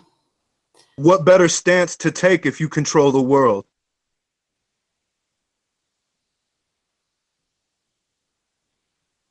Yeah, just another part of the game, isn't it? Little Yes, Switzerland. And when we think about, I don't know if poker is a thing over in Europe, but they tell you in poker it's all about lying to the people next to you. Poker face. That's what they call it. It's to be able to call a bluff and to bluff everyone else. And that's that's our society, and as a whole, not just my society. All of the leaders of this world, they play chess with poker faces. Yeah. It's all to do with symbols and things yet again, isn't it? Always.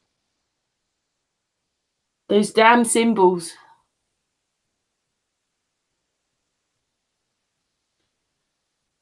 You don't grow up thinking that, do you? You grow up thinking, as you're growing up, you're thinking, yes, we're so civilized, and yes, we're so futuristic almost, and yes, we're going to space, and yes, we're free, but we're not.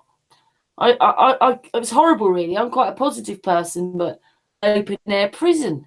It's like we've been sent to boot camp, and they just forgot to tell us. From day one, you were birthed into a boot camp. You were birthed into a prison camp, or a prison facility.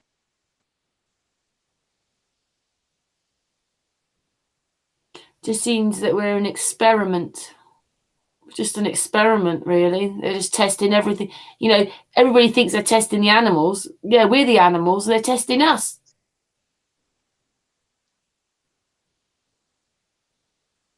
Oh yeah. I don't know if anyone's familiar with what's called a chemical called atrazine.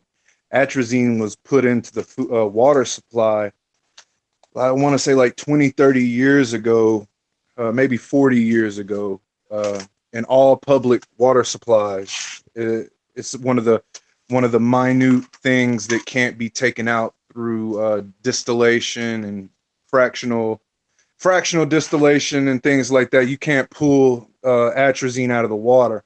Atrazine, they claim, is the thing that's making people.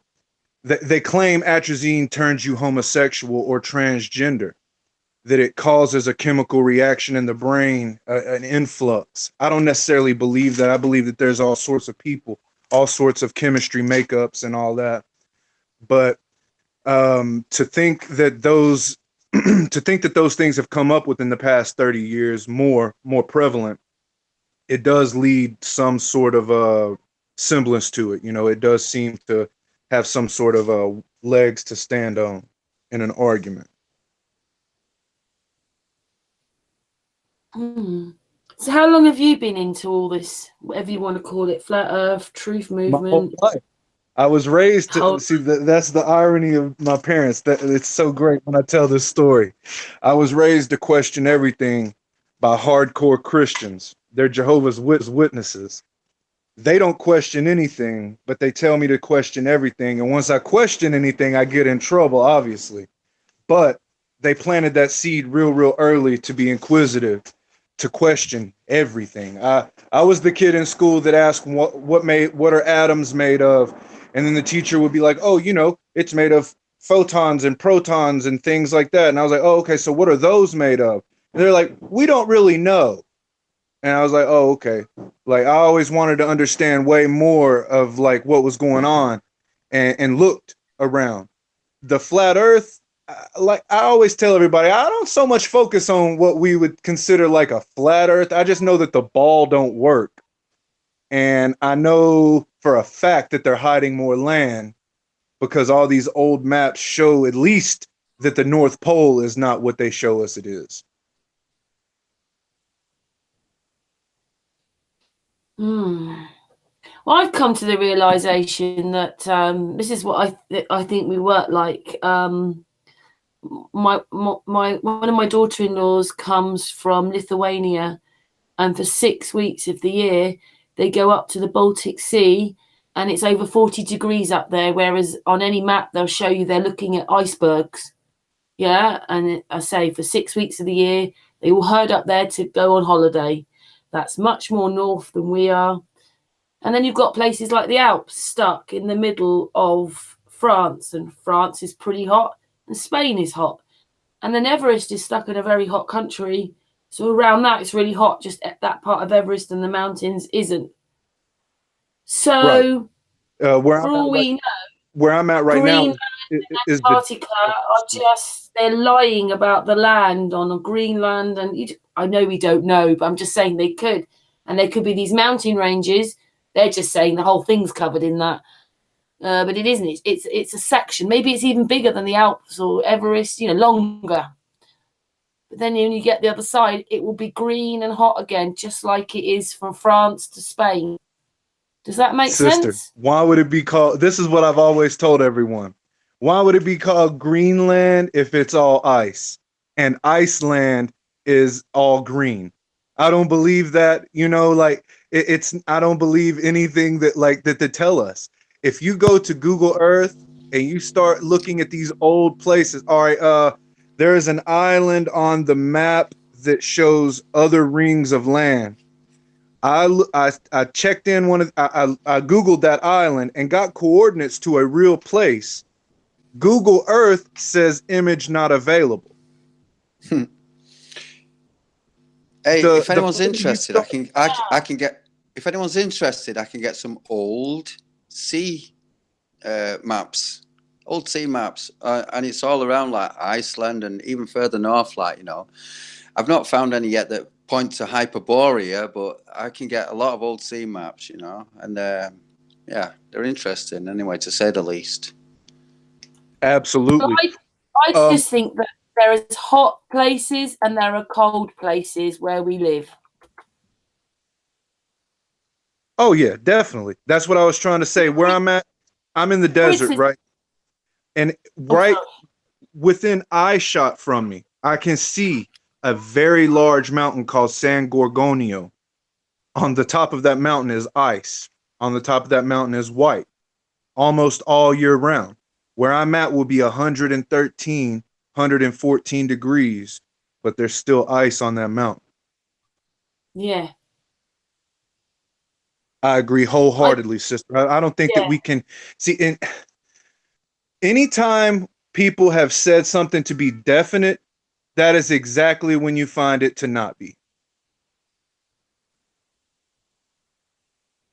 It just seems like that. It just seems that there are cold places here and there are hot places here, and they won't let us go north or south to find out. I believe that even the hot places have cycles. For instance, where I'm at right now, it's green this time of year, and then some years they say it gets very dead here.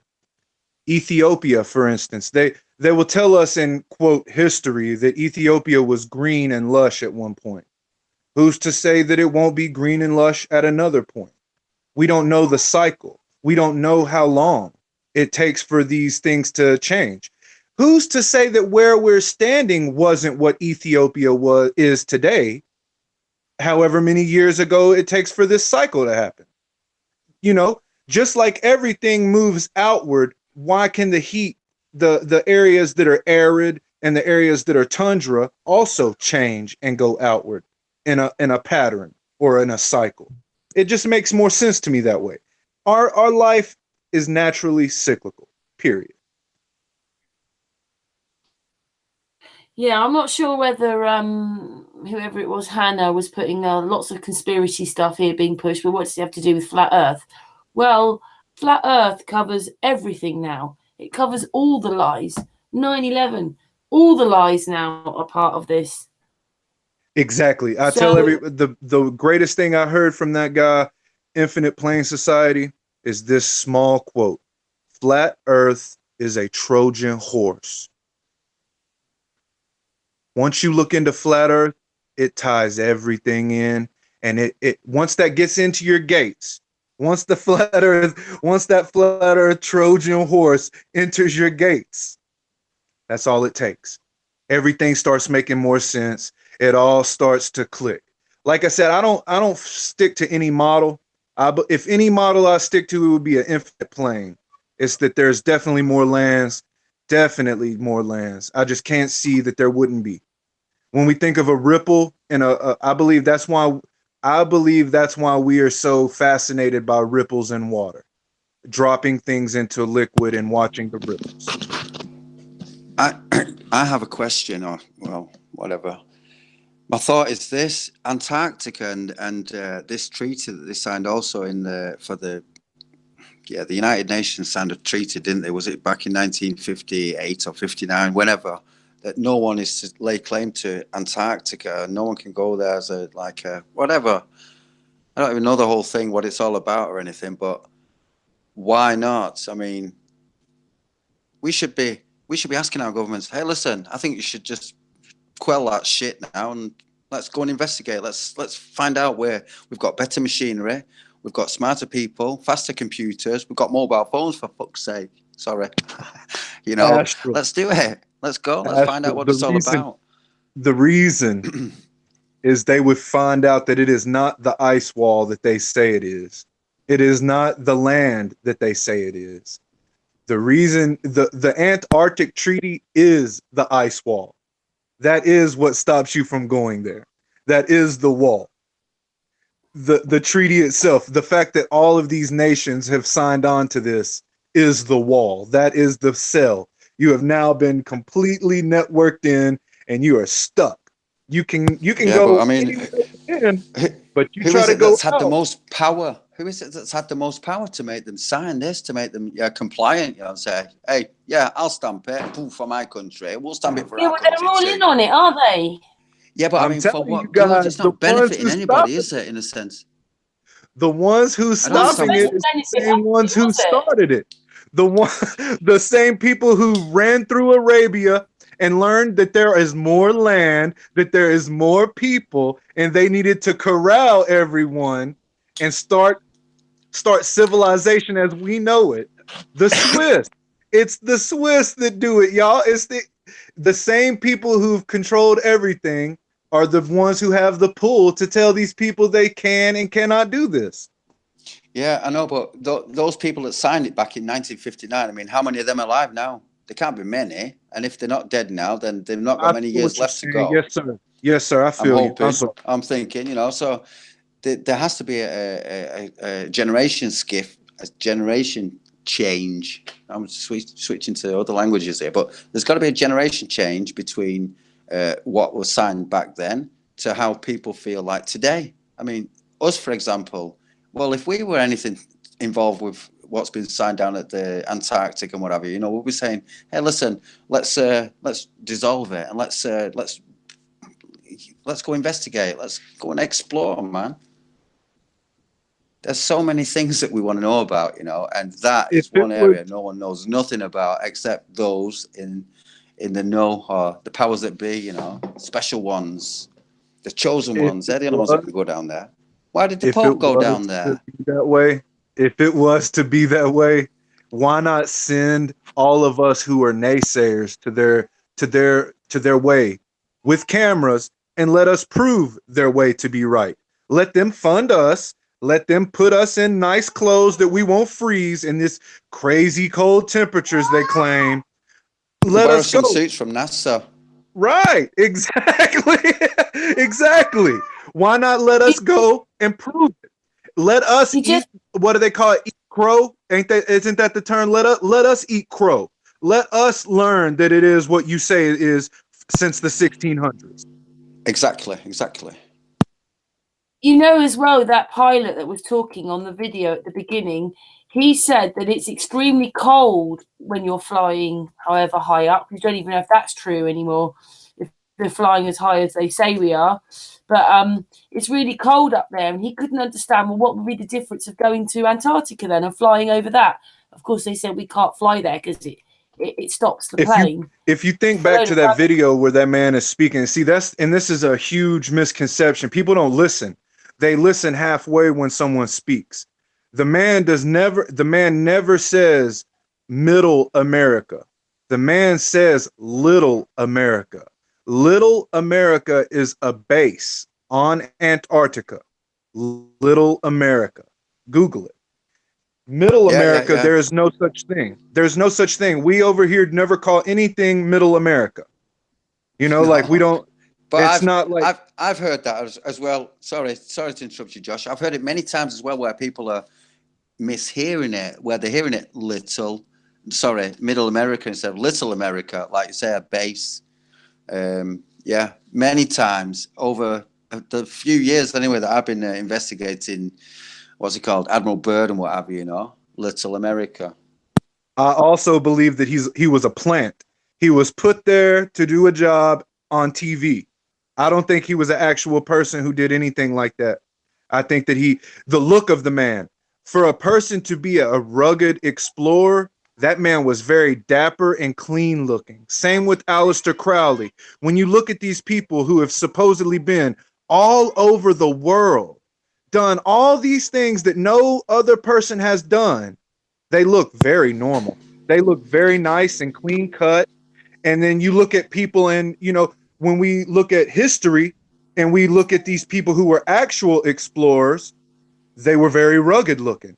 Even the women who are explorers experienced, have a very rugged older look to their skin. Yeah. But I have a question about Admiral Byrd, right? Wasn't he the youngest admiral ever? And the first person also to have apparently gone over the North Pole and the South Pole, whatever, in a plane. But he was the youngest admiral, apparently, wasn't he? Setting him up so that you liked him once they could reel out all these things that had happened to him, so that you and also trusted the family that he was in, like, you know. Yeah, it's all to do with that, isn't it? Scratch my back, I'll Unity, scratch yours. Josh, you think he was lying? You think it was all a lie? Absolutely. Absolutely. Why would they let you know anything like that? If this is top secret missions, why would they let you know even a hint? But they did, didn't they? They said that he went to Little America, which is a base. Yeah. I mean, you know, but with any misinformation, they'll tell you the art of misinforming people is to give a little bit of truth with a whole lot of lie.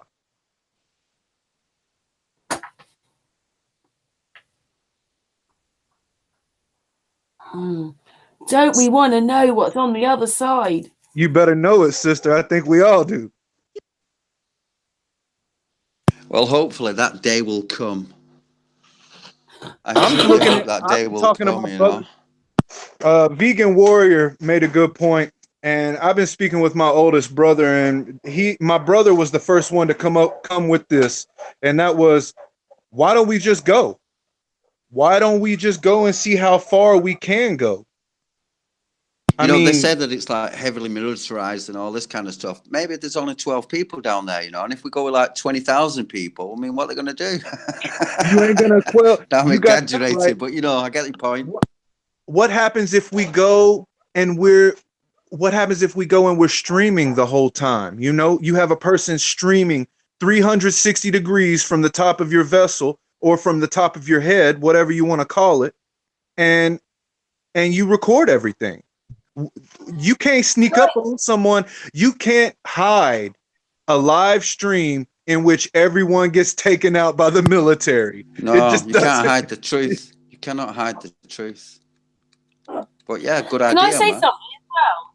When you you can look up on Google Maps. I started looking at this place, the Faroe Islands, which are above the Shetland Islands. Now, Scotland's quite cold, but they don't get snow. They don't have trees were not native there. So if there's trees there, they've been brought in. But they've got daylight. They were walking around in T-shirts. In July, they are above the Shetland Islands. And then I couldn't believe it when we got... You said the Falkland Islands, right? No, they're called the Faroe Islands. They're above the Shetland Islands, above Scotland. If you imagine, that's now getting quite north. And then they showed you, like, there's only so many places supposedly that people live on Greenland, but the pictures they were showing you were July 2014. They were all in t-shirts. Some of them had been on the beach, so they were in shorts. And then it said basically the temperature didn't get much above about 10, 15 degrees or something.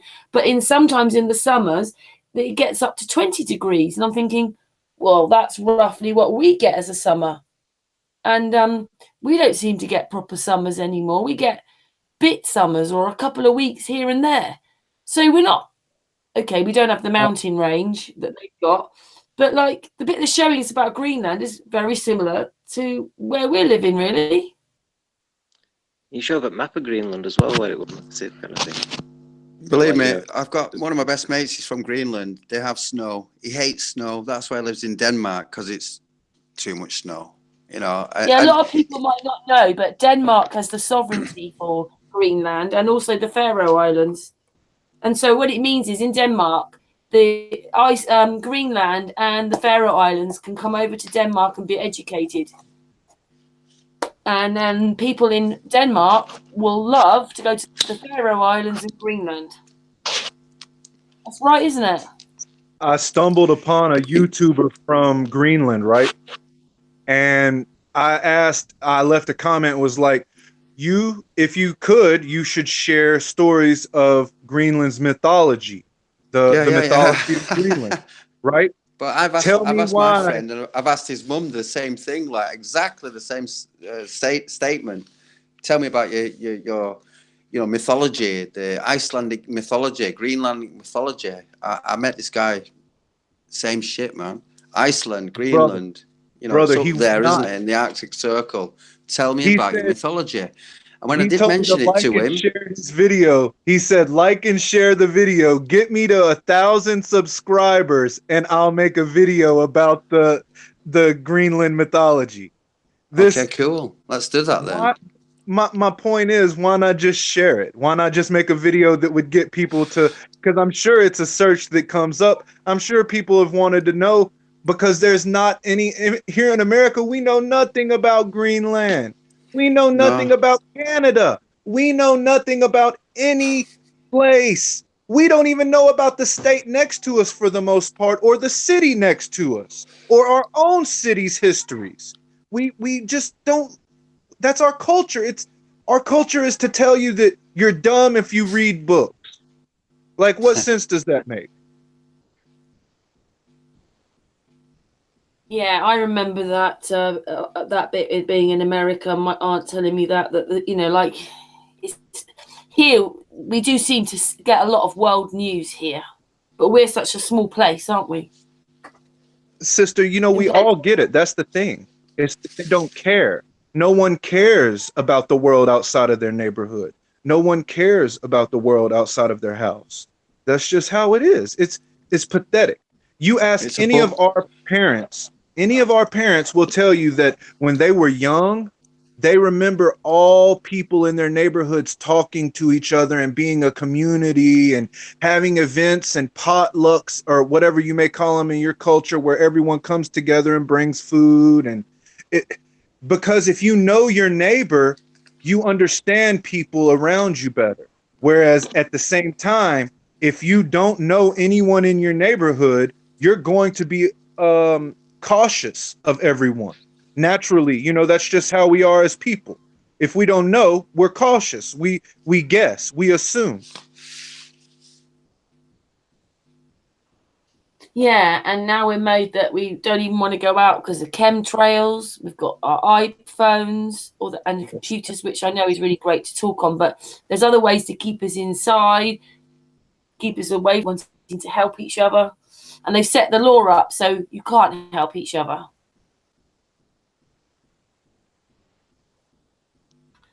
Golly. I don't know. I just think that when you wake up and you know the bigger picture a bit, even though we don't know everything, not saying we know everything, but when you get to see, it's quite horrible, isn't it? Like the thought of more wars and the lies and all those people that are believing that they're going in defending their country, and oh, dearie me, how they've got us. Like, I just wish it could stop. I believe that's the strongest deception, as well as the patriotism. You know, thinking that you're going to defend or serve your country in any way. It's not that. It's not that at all. If you want to serve your No, country, if you want to defend your country, you say no to that. You stop consenting to everything that they do to us. Yeah. well said. But I agree that it's nice to have patriots, but at the same time, in the same sentence, it's totally wrong, because we should be universal. We're universal people, aren't we? Universal humans. Absolutely, We don't because belong to any patriotism- country in a sense, because everything was stolen from us in the beginning. No one has a right to claim land and say, this is England, this is America, this is this country, and this is that country, whatever. No, we're all here together. When people start claiming things, then that's Patriotism is greed. patriotism is a tool of the elite. It makes you feel ownership and pride in something that they own, and you have no control over. If you could create division as well in sports, you know, if you're supporting your favourite team and then you hate anybody who's a neighbouring team and stuff like that, and Absolutely. you know, encouraged there, isn't it? You know? Blues against the Reds. Yeah. Also, like, it's only probably about 4 or 5 months ago that people were talking about, like, the American flag actually being a flag at war. And if you're flying it, you're just basically saying, yeah, come in, take over, you can have my land, everything. People don't even realize that. That's what they say. I want to say it's the flag looks the same, except it has a gold trim around it. That's the one that's the one that you fly during times of peace. Aren't the colors the other way around? It's inverted. That's possible too. I don't know. Like I said, you know, there's so much that we don't know about our own cultures. So I would believe it wholeheartedly, sister. I've heard about it. Well, about 8 years ago or something, somebody told me about that. So it's not new, really. It's kind of, I believe that to be official. Yeah, but it's sort of come round again, hasn't it? Like, obviously it was talked about and then forgotten, and now obviously with this whole flat earth thing, or whatever you want to call it, flat earth realm, spiritual realm, then you see, you understand what that's about now. It's just terrible.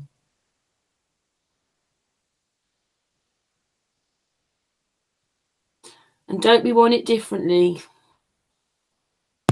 It's like every aspect of life has more or less been hidden from the very word go. From when we were born, we were put into kindergartens, into schools, taught what we were taught, what they wanted us to learn, you know, all the relevant shit. And then when we finish school, obviously we need to be fit to take up some form of work, you know, meet some woman or meet a guy if you're a woman, and have a family. So you've got your house, your car, your 2 dogs and 2.4 kids or whatever it is, you know, and you're contributing to society, and you're watching your game shows at night. You've got your soap operas during the daytime, you know, and your films, whenever it is you're going to see film on demand. You can watch whenever you want it. Practically watch whatever film you want whenever you want to watch it. I mean, it's instant on demand. So with that in mind, what else is there to do? Nothing. Let's just go watch telly all the time, like, you know, and not see what's going on around us, and not talk to people around us and find out what we're doing here. You know, it's just distraction it's upon the lack of distraction talking from that's got us since we here. were born. Yeah. It's the Totally. lack of talking that's got us in this mess in the first place. But just look at all the distractions and things like what I'm saying, like, and then you get a car. You need to get your car MOT'd. You need to get it insured. You need to get it tested every couple of years or whatever it is, you know, to make sure it's roadworthy. Everything, the roads, the holes in the roads, everything. It's all business, commerce. How can we get more money? Oh, that sign's been broken. Now we need to put a new one up. It doesn't matter where you go. You can look, everything's nice now, but in a few years' time, it'll all look like shit. And then what do? They rip it all down, rebuild it again. Where's the money coming from? From us, because that's what we do. We just work. Give them the money, fix it up, make it good again, or not good again, And how much can they steal out of it? Skim off a few, I don't know. We take 60%. Who knows? Yeah, See, and they are what setting you it up, aren't they? They're setting it up that we're working longer for less money because everything costs more. So we're working more, and the money isn't covering. That's what I see. Anyway, sorry, Josh. What were you going to say? Sorry. Don't you ever be sorry, sister. It's all good. We all got to fight to speak over each other. I love it. It's a good thing. What I was going to say is, do you understand the similarities in what you just said, Astral, and the story of the Sumerian and the Anunnaki and all that, that we are just mining gold for those in power? That's exactly Yeah, why I basically believe, that's what we're doing, aren't we? We are mining money Yes. for the Yes. powers that be. we're Not for breaking our ourselves, back. because believe We- me, if we I went break to work, ourselves to make them their gold, and that's why I believe that the Sumerian story is a complete fabrication. I believe it's fake. I think they just gave us modern history with the ancient twist to it to tell us some fake. make us feel good. Make Yep. us feel good. Oh, That's no, what your because then ancestors used to do. You know, You can do because it, but we call it money now. when you tell them that, oh, that's all humans were bred for in the first place, it makes it to where it's okay. You know, like, oh, it's okay that that's all I'm doing. I don't need to go out and fight anything. I just keep mining gold for them because that's what I was made for. You know, God made me for that. Don't make no sense, man. And they're still doing it. Everybody's being that Cognate system, feeding it. So we were engineered as slaves.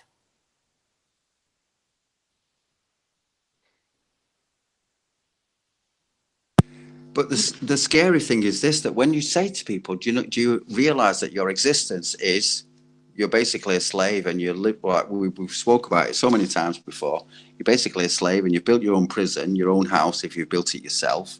You know, you've corrupted yourself because you've put yourself totally in debt by buying the house that they just fabricated out of thin air. Hey, do you want to borrow? Yeah, here, there you go. And then they claim interest on it, like, you know, it's like, okay, interest, yeah, there's another demon. It just doesn't work out, man. If you've got 3 bananas and you give someone 3 bananas, you can't expect them to give you 4 bananas back if there's only 3 bananas. You know, that's my take on interest. How can you do it? It's just growing exponentially, never going to end.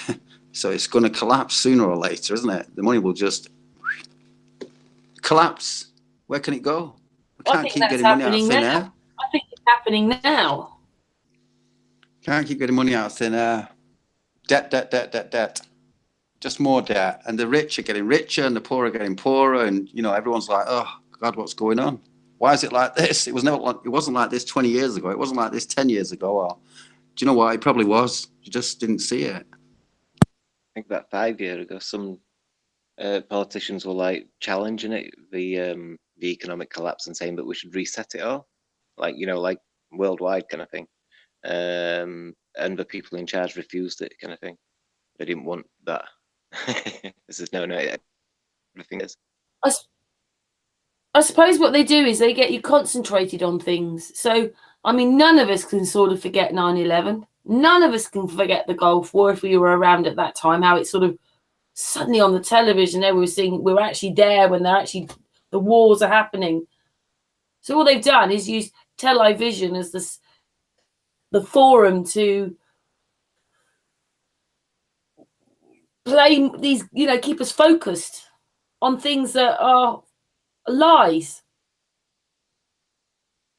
I mean, you know, like instead of getting back to grassroots or this, you know, waking up or whatever, they've kept us so focused on other things. But again, you know, fear. They make money out of fear, don't they? Get us fearful we're going to the doctor more. When was it that airline travel became popular? Back in the late 60s, early 70s, I would imagine. Am I wrong? Or around about there, don't you think? Where people could take a flight, go on holiday to, like you say, Tenerife or Magaluf or wherever. Exactly Malaga. around that time, Astral. You're exactly right. The late 50s, early Right. 60s is when it started. Yeah, and see, in my eyes, it's almost like, hey, the people are getting bored. What can we do? Well, we've got these plane things that are flying around and about. Maybe we can do something there and make some money, you know. So they give us an incentive: save your money, go to work, save your money, go on holiday. You know, so every year, at least once, twice, or even 3 times a year. Some people even more, right? If they're lucky enough, that they'll save up after working hard to go on holiday. But it's rinse, repeat, rinse, repeat every day. You know, same shit. You go to work, you're saving your money to get that little holiday, 2 weeks in the summertime, and then you're looking forward to Christmas, where you're going to get another week off or whatever. You know, in the winter time, so you can also spend shitloads of money that you've been saving up, you've been working hard all year for, so you can get presents for your family and friends and whatever. You know, it's always like there's always something that you need to do this, you need to do that. And then you've got Valentine's Day. That's another fee that you suddenly decided to, hey, this is a big thing now. Valentine's Day. Look, we got cards that are like a meter high, man. Send this to your girlfriend or your husband or your wife. Buy these chocolates, you know, they're only like £200. Whatever, you know, it's all buy. Check me out. Look at this. You need this. Now we've got Easter. Easter's coming up. Eggs everywhere. You can't go from one holiday to another holiday to another holiday. They're all sort of like more or less touching each other. As soon as one ends, another one starts. You know, I yield the floor. Sorry.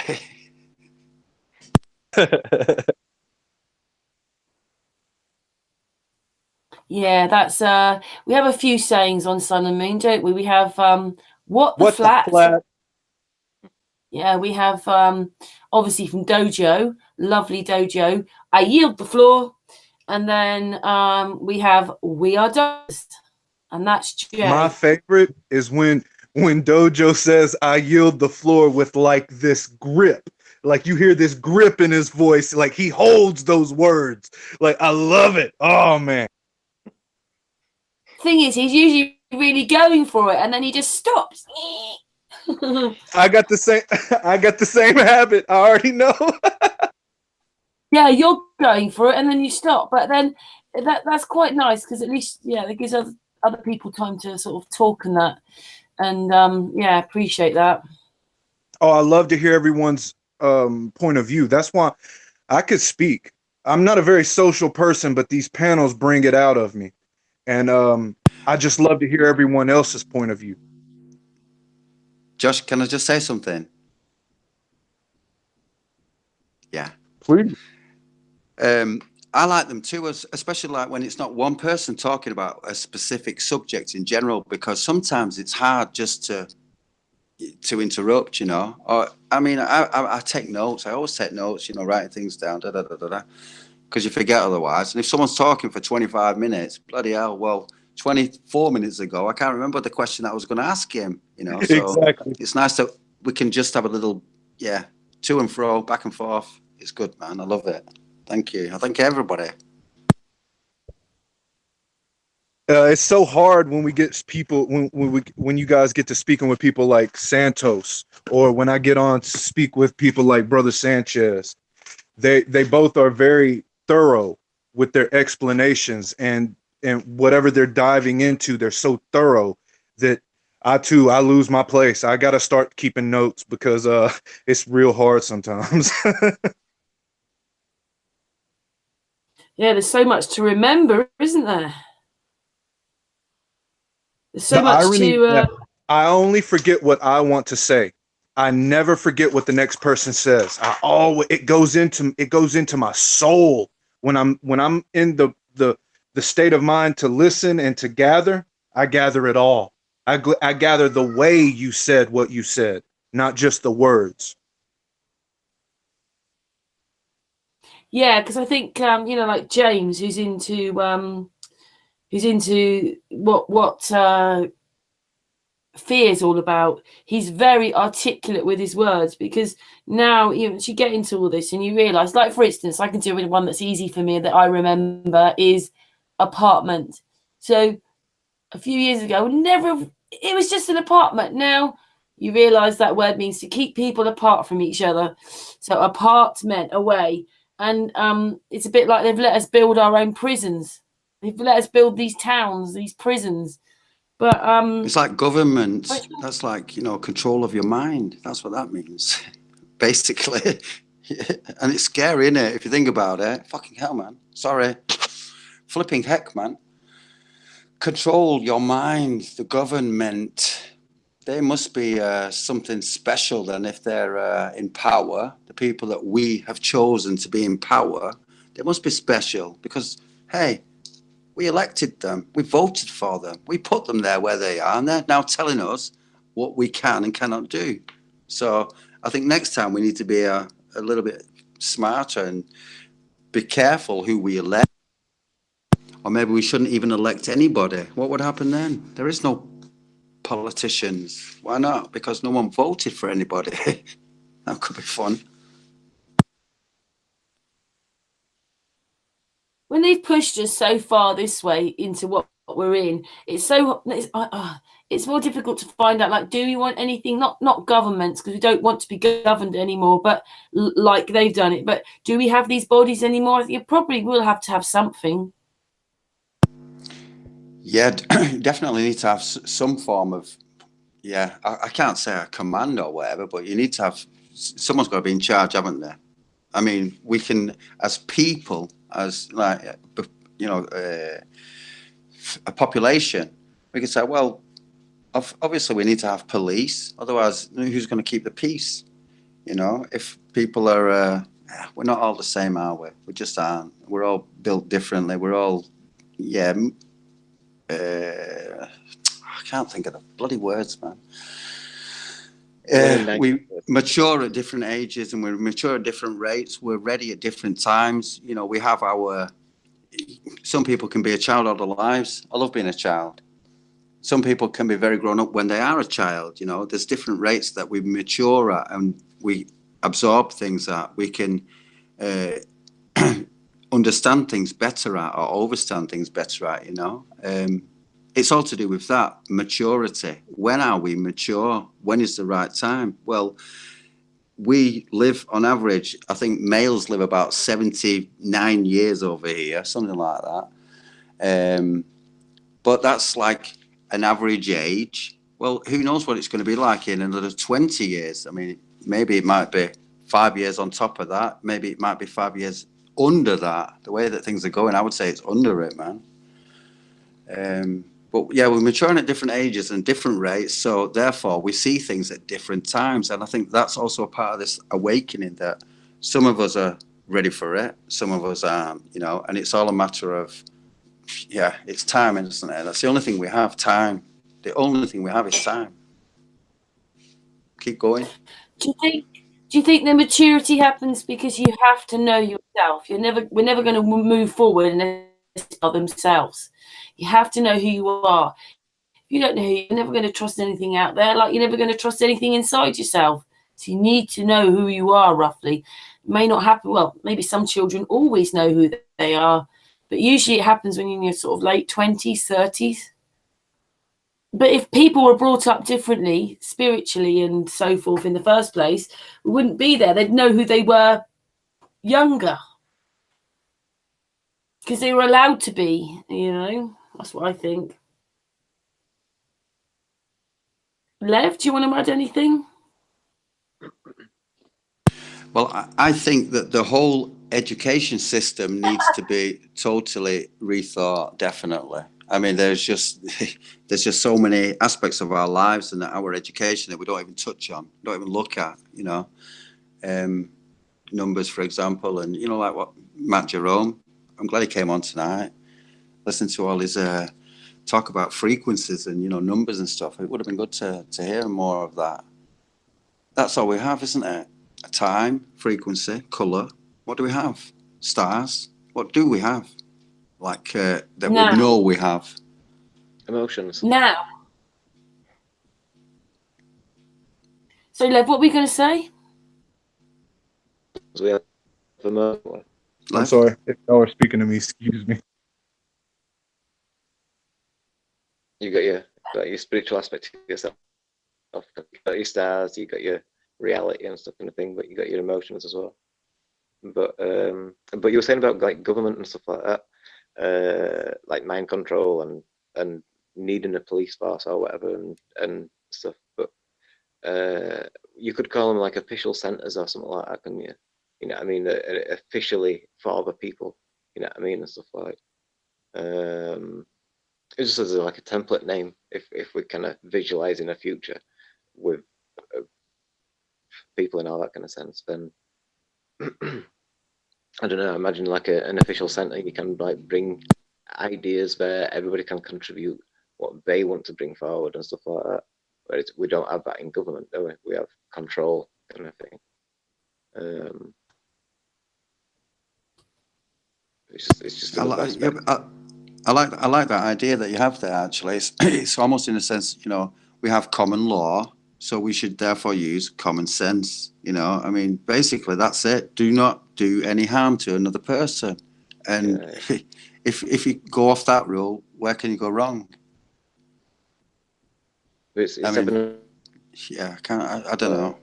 Something simple. It has to be so simple. Keep it simple. The best things are always the simplest things, you know, instead of Children know complicated that. things, convoluting things, and having like 1 million pages for a document just to say you're not allowed to give a homeless person food, you know.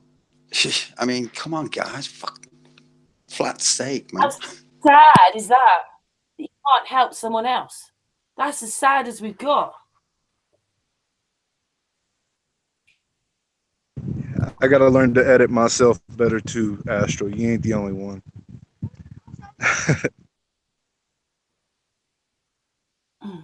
We're going to add something else then there, Josh. But we have this saying, haven't we? For flat's sake. I'm very bad Yeah. at using the F-U-C-K word, and I really You and me, would prefer brother. That's not what I'm to. saying. That's You know, exactly it's what I'm just saying, falls man. out. Even Mum my tells me, mother- stop swearing. My mother, everyone always told me my mother cussed like a sailor. So I was raised by a woman with a very filthy mouth in some aspects. Not most. There's words that even she wouldn't say, but she was definitely one to not filter herself, if you will. You're outside. It's still daytime, is it, with you then, Josh?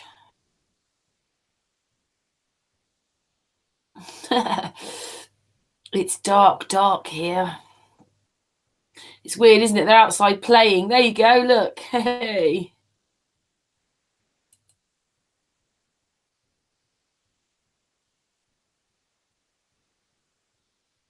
Well, hey. Oh, you guys can't hear me. Excuse me. I said it's a little gloomy today. The sun is gloomy, but over here is nice and blue. That's what I said. Excuse me. Good So stuff. it's about Good 5 stuff. o'clock in the evening for you. Yeah, it's pitch black here. Now, with that being said, there are people who ridicule us for not believing the geocentric model. And they will say, how could it be night in New Zealand if it's daytime in America? How do they not see the sun? Well, that's because light only illuminates a certain area. Just like if I have a candle, I can't expect to go outside with a candle and illuminate my way. I have to have refraction, and I have to magnify and focus light in order to get a beam of light that illuminates. So Yeah. people say it to me as well. I often say to them like, well, if you imagine that the flat Earth were like twice as big, then you know what had happened to the light then? And then they always say that, oh, the light would travel even further. And it's like, oh no common sense. You can put a light at wall, can't you? And you can see how it disperses across the wall. It's not strong all the way across the wall, is it, and stuff. I want to say I heard someone say that Jupiter is like a half the size of the sun or something like that.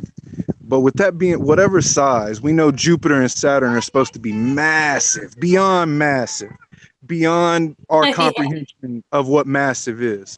How come we don't see them like the moon? You know, how come we don't see them as like a planet, you know, if they're so large, even though they're so far away, if we see the sun?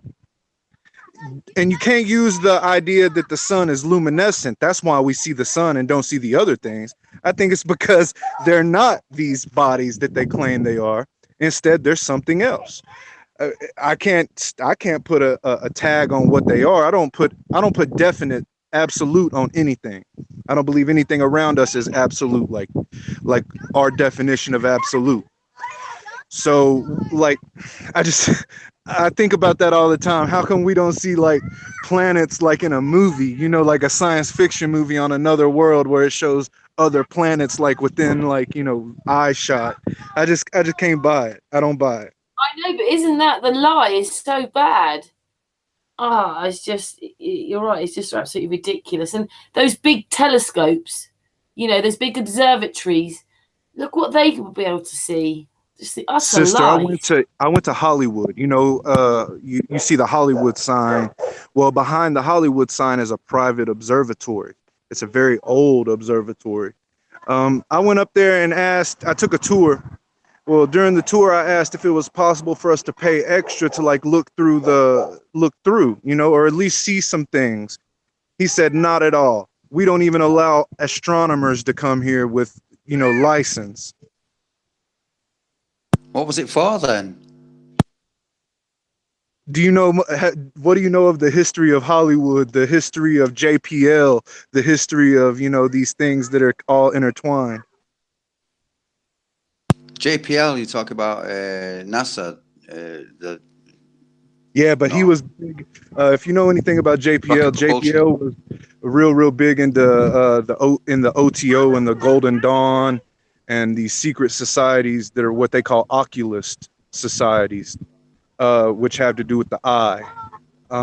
These societies are all astronomers. All astronomers are part of these societies. That's flat out. I mean, that's the way it is. You could get in there. I'm guarantee if you was high enough in what is it? Apatow.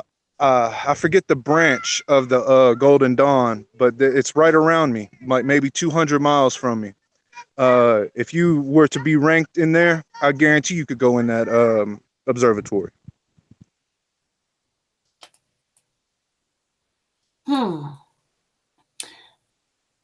Have anyone ever heard of the oculist? Not occultist, oculist. I believe that's where the word occultist comes from, and it's a play on words, so you won't understand what oculists are. I've heard of Oculus, not oculists. Yes, but yeah, like you said, to do with the eye. That's like, what they called the first obstetricians were called oculists. And if we, you know, take history into account, the Egyptians, the Kemites, whatever you want to call them, the Mayans, the Aztecs, they, excuse me, my little one's right beside me. The Mayans and the Aztecs, they all did surgeries on eyes and brains and hearts, and they knew the body and the physiology of us. You know, they knew us way better. And they say that these secret societies all stem from the ancient Eastern knowledge, you know, and that's why these societies are oculist societies, because they all have that all-seeing eye symbolism.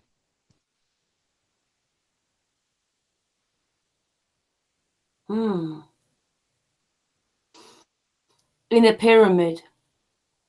Always. Well, that's the other crazy thing, isn't it? Like, there's pyramids all over America. Yes, ma'am. Like, that's why I was saying, you know, where I'm from, there's a man-made pyramid, like a modern day, like it was a sports arena and it's a pyramid. But not only that, the Memphis Zoo, the city I'm from is Memphis, which is also a city in Egypt. The Memphis Zoo, the whole theme of the Memphis Zoo looks like you're walking in Egypt. There's hieroglyphs and it's all the same architecture, all that. And it's made to look old also. just like the ancient world. I believe all of it is remade. I believe they've had the ability to remake all these things since before we can even imagine it.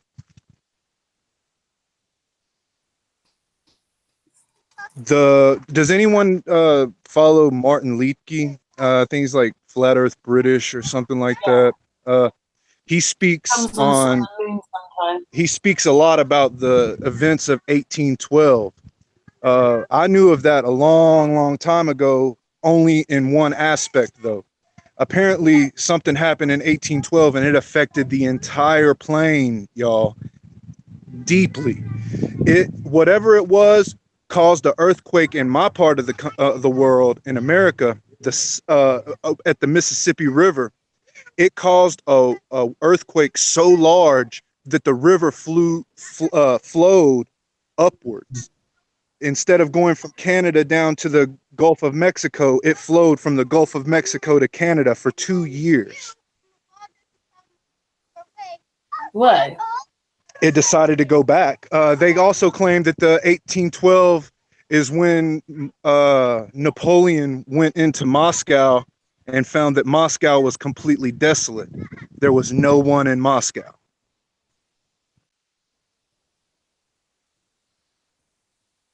Oh, I've not heard that before. There was no people in Moscow. Nothing. There was only buildings, no animals, no humans, just buildings. No That was sign. also the Oh, year of the overture, Beethoven's 1812 overture, wasn't it? Am I wrong? Oh, goodness. Weird. That's good. See, So- more correlations. As I said, the 1812, there was something strange that happened. They also say in the it was around 1812 that they had a flu epidemic that killed 12 million Americans.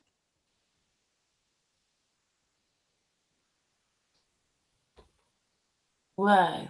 And then they were carrying on chopping down the really big trees then, weren't they, in those times as well? I don't know if I roll Whatever with big that. tree. I don't know if I roll with that with that postulation. I definitely think that there may have been these great trees. If anything, there may have been at least one, and that was at the North Pole. The Rupus nigra was that one tree, you know, but I don't know. I don't know if I roll with the there are no forests on flat earth theory. Oh, I didn't mean it like that. I meant there's actually pictures of them chopping these trees down with saws. Great big trees. Josh, I have something else for you as well, right? Francis Scott Key wrote that song, The Star Spangled Banner, in 1812. That's when the British were attacking. I talked about this, was it yesterday? When the British were attacking Fort McHenry, 1812. There you go again. Shit, big things go on, man. Big things are go on.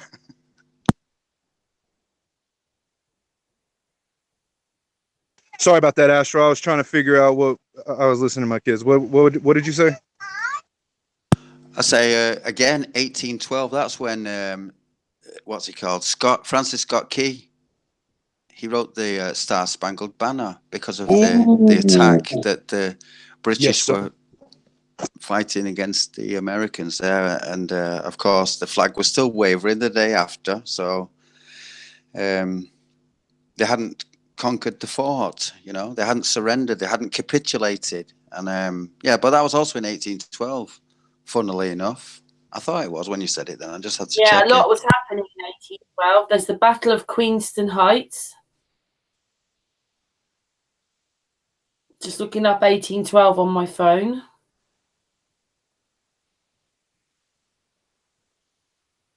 A lot happening in 1812. So do you think that's when we were last reset then? I think that's what the evidence is leading towards. Also, if you look, Martin Leakey brought some good photos showing that from the early 1800s and the late 1700s, all these major cities like Paris, Moscow, St. Petersburg, they had these power poles with no power lines. Yeah, It looked like those. you know, I think that's when they started implementing the recall a plane wide recall on everything that we knew. And with that recall, maybe they decided what we keep, what we don't keep, whatever. But I can't see it any other way. Yeah, with these big buildings that were there, and then they all got destroyed.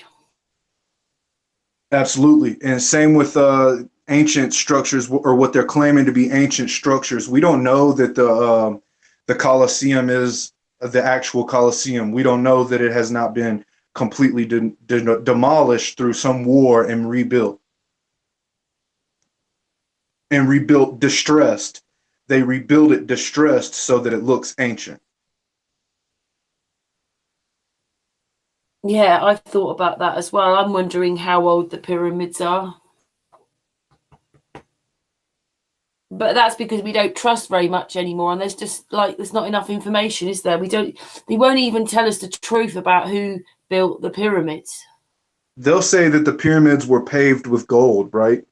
But is there any evidence that the pyramids were actually paved with gold and people stole it? No.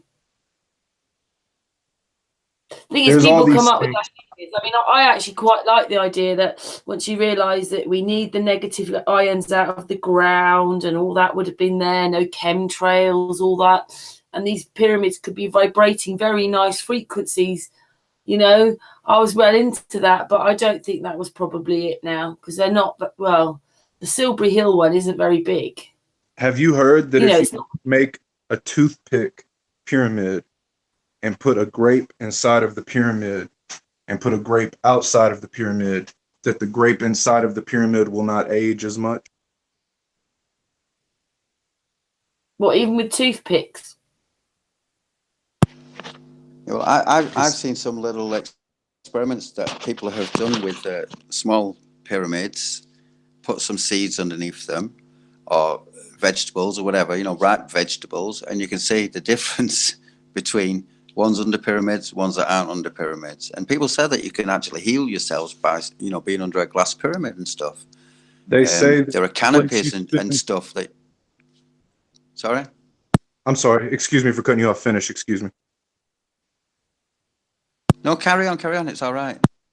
They say that if where you spend the most of your time, like say you have a recliner and after your work, or whatever, you sit at a place for an extended period of time, they say you should have a pyramid over your head, whether it be a stick pyramid or a copper pyramid suspended from the ceiling or whatever. They say that it increases potency and allows. I actually sleep with a pyramid over my bed. It's not a pyramid, but I'll show you. I've got another one here, just the same, and it's basically like a wire. It's like a wire pyramid, right? Can you see it? Yeah, and they say that just because even though it's whatever that structure is, it still has the same. It still has the same potential. The what do they call it? Potentiality. Potentiality of one that was made out of a stick, or one that was made out of iron, or one that was it's the shape, isn't made it? Of. Exactly. It's the shape. But this is only I like it.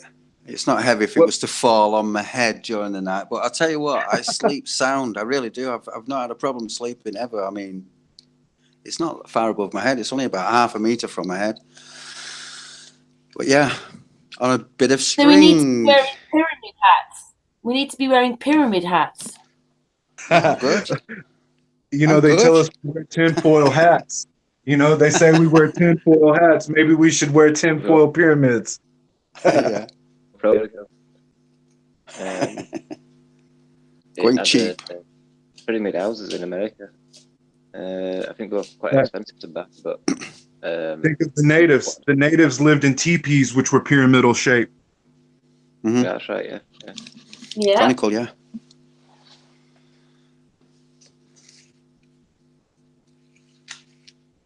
A lot to learn still. Our natives have some amazing information. I was just speaking to a lady a while back about the what they call their moon cycle. We call it a menstrual cycle. They refer to it as a moon cycle. They call it the moon cycle because just like. Oh, he left a call. Must have just dropped. What's happened? Oh no. He's probably just lost his connection. He'll be back. Oh well, I think we've covered quite a few things. Oh, there he is. Well, hey, he's back. Yeah, no worries. It loves kicking me off when I start speaking relevance. Yeah, the moon cycle. It's Please always continue.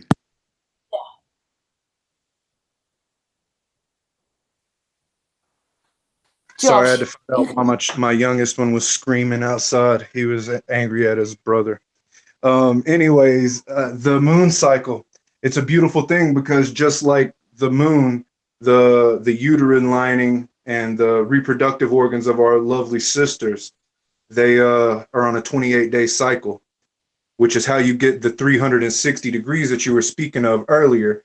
12 times 28 is 360. Can I just add something, Josh? Always. This is not to correct you or anything like that, but I've heard that a woman's, they do vary, of course they vary, but I heard that a woman's cycle, it lasts 27.3 days. This is like an average, but the 273, that's the number that is popping up all the time because the distance between the sun and the earth is 2.73 AU, astronomical units. Yeah, you just said it's not, unit. but 2.73, 27.3 sidereal orbits the moon makes. The 273, it's like you can look this number up and you'll find it everywhere. I mean, what? Is this just coincidence? No, this is planned. This is made. That's why I'm in it. What's going on? You'll find this number everywhere, but 273 in the 27.3 days. Yeah, it's popping up all the time, man. All the time. Yeah, I yield the floor. Absolutely. There's so many repetitive numbers that we see. What is it? I believe I always look at the clock. I don't know about you guys, but I always look at the clock and I see like 3:33 or 11:11 or 5:55 or whatever. I see all these numbers in sequence all the time. Right now, my clock is wrong, but it says 3:33 instead of 4:33 because I didn't set it for the daylight. I see these numbers all the time. That's just showing that you're in tune, that you're synchronizing with. That I'm paying attention, that I'm conscious. Can you see? Beautiful. I do. I have my number 1, 2, 3, 4, and today, right?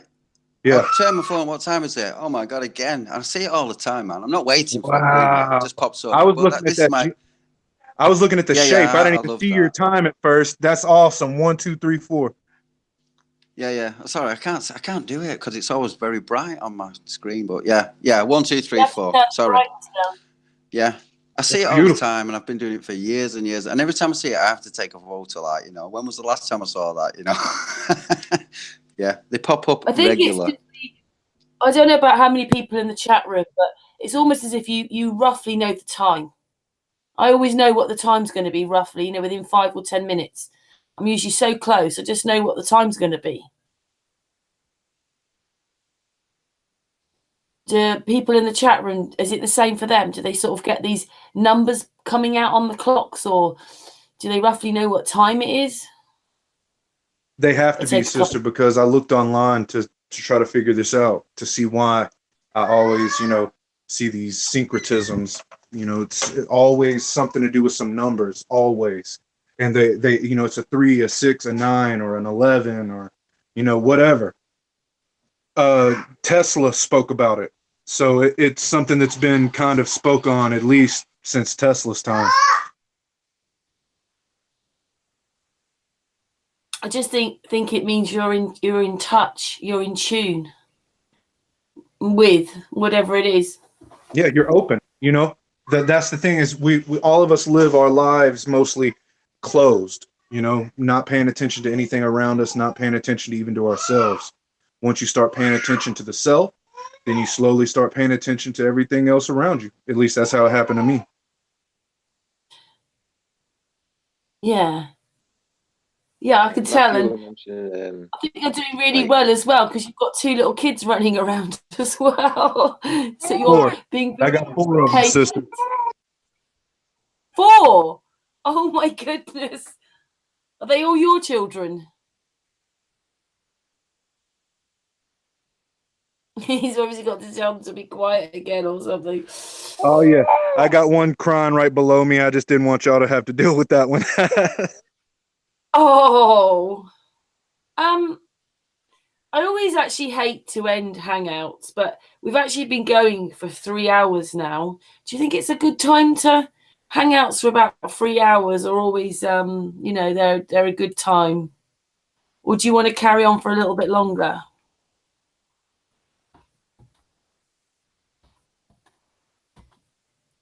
I was Astral? going to say, Lev? I was going to Lev was mention, just about to speak. yeah. You mentioned about like when you wake up before your alarm clock and you kind of like program yourself to wake up for that time as well, can't you? You know, if you think about it the night before. And I've also noticed there's been nights where I've kind of thought, oh no, there's no chance I'm going to get up tomorrow, and then I've not woken up in time. But if I'm positively thinking about it, I'm thinking, oh no, I'll wake up. You know what I mean? Even though I've not got much time to sleep or whatever, as long as you're excited about it or whatever and stuff like that, then that makes a big difference as well to wake up before the alarms and stuff like that. But like I say, if you've got that negative impression, you're not likely to wake up either. And I think that's like, you know, to do with synchronism and stuff like, to do with numbers and all that kind of stuff. I don't know, it reminds me of it. Yeah, as a flat earth, you've got to teach yourself you're not tired. You're never tired. And even if you get about 3 hours sleep, oh, I've had 3 hours sleep, and oh, and then the day starts again. 3 hours sleep, luxury. Yeah, don't worry about the lack of sleep. That's a bit of a joke, really, because as being a flat earth thing, You may feel like you don't get sleep. Just know those that keep the lie going get even less. Yeah. don't you find sometimes? I always found that those that are selfish really don't care about anybody else but themselves and just get what they want. And the more you open yourself up and the more you become sensitive, the more there's less and less and less people around you. That's just my thing on it. It'd be so nice if more people were, starting to care again. I'm not talking about the chat room because obviously we're all here because we're trying to find the truth, talk the truth, be the truth, and move on through this horribleness. But I'm saying for out there.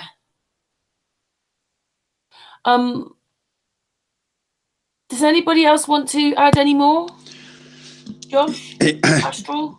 Yeah, I'd love to just add this. I've just found it in my book now. We were talking earlier about everything stems back to 9, right?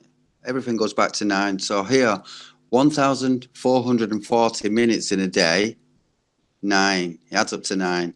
86,400 seconds in a day, 9. 10,080 minutes in a week is 9. 525,600 minutes in a year is also 9, and the Earth's tilt 23.4 degrees is 9. What's going on? I think 9's got it. The inverse of Well. the Earth's axis is 66.6. Yeah, and you know about the Earth, the speed of the Earth as well. That's 66,600 miles per hour based on if it's spinning at, what is it, 18.5 miles per second. Yeah, 18.5 miles per second. Yeah. 666 again. And people say, it's just a coincidence. Yeah. And you know, don't read into all those numbers. 93 million miles away. That's 9 and 3. That's 12, isn't it? Sorry, Yeah, I'm but getting a bit 1 and 2 tired is. here. But when you the way gematria works is sometimes you add, sometimes you take away, sometimes you divide. It's a strange thing, gematria. Mm. But I find that it is basically back down to the 3, 6, and 9 numbers, isn't it? Yes, sir. I believe it's 3, 6, 9, and 11. Okay, why Well, why 11? 11? 11 is a very powerful number, y'all. 11 is L even. It's two angels. You know, it's two angles. There's a lot to the drawing of the number 11 as well. You know, it's a deep number. 11 is very, very deep. 11's used a lot as well. If you see around us, I see 11. 2, you know, is also the numerology of 11. I think that's another important number. The mother and father, you know, a couple. The 2 is a powerful number.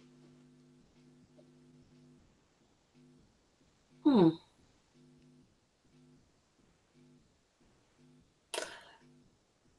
Yeah. Not heard 11 so much before, although every number seems to be quite important, doesn't it, really? L even, you know, that's why I say L even. It's 2 L's, 2 lowercase L's. And when we think of the god L, that's, you know, that's the time.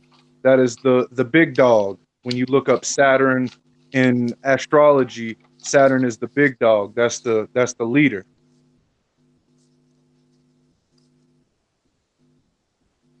Saturn is L, E-L.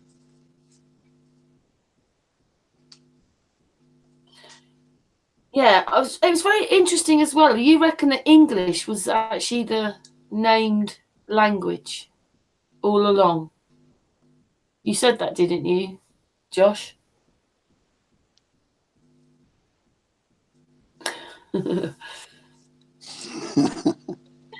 Josh! We haven't lost him again, have we? No, ma'am. I'm moving a garbage can so my children can use it as a shield for their little shooting darts at each other. I thought it might be something to do with the children. I've forgotten what I said now. Can I just say, like I said, we have been going for just over 3 hours now, and yeah, it's sort of getting on for 1:45 in the morning. It's 1:45 for you, isn't it, Astral? Do you mind if we Oh finish this no, hangout? y'all are putting in them long hours. Goodness. Although it's a shame though, because it's been a very interesting chat. I hope everybody in the chat. I have something. It's not good. It's not fun. It's not. It's just interesting, right? If you was to write down 11 plus 2, like 11, ELEVENTWO, 11 plus 2, it'll give you the sum. And if you write down 12 plus 1, you'll get the answer. But they're an anagram. They're the same words that you're using. That's just funny because you were saying 11. I was thinking, yeah, what is it funny about 11? And it was that 11 plus 2 gives 13, and 12 plus 1 gives 13. It's an anagram. They're the same words. Whoa. I yield the floor.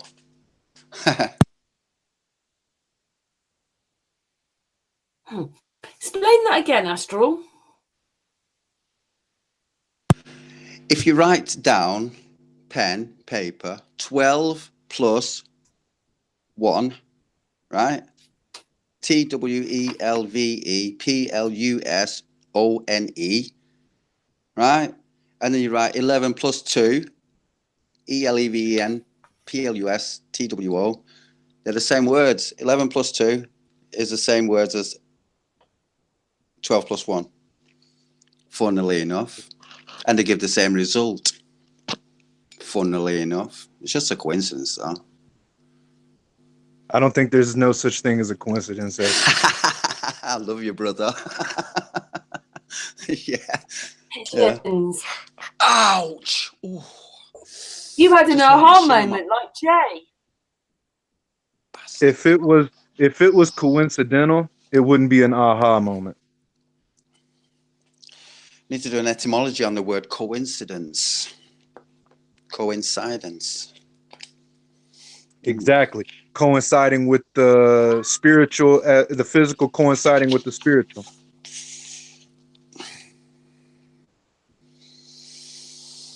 Mm, What, are you looking it up, Astral? been good. Are you looking up the word then? Etymology Online is a great website.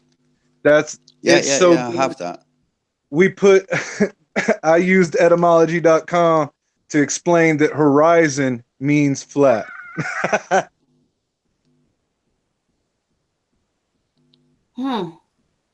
It doesn't mean flat. That's me, kind of paraphrasing. It means horizontal. Horizontal, which means flat from left to right or from right to left, laterally. It doesn't mean curved, does it? No, ma'am.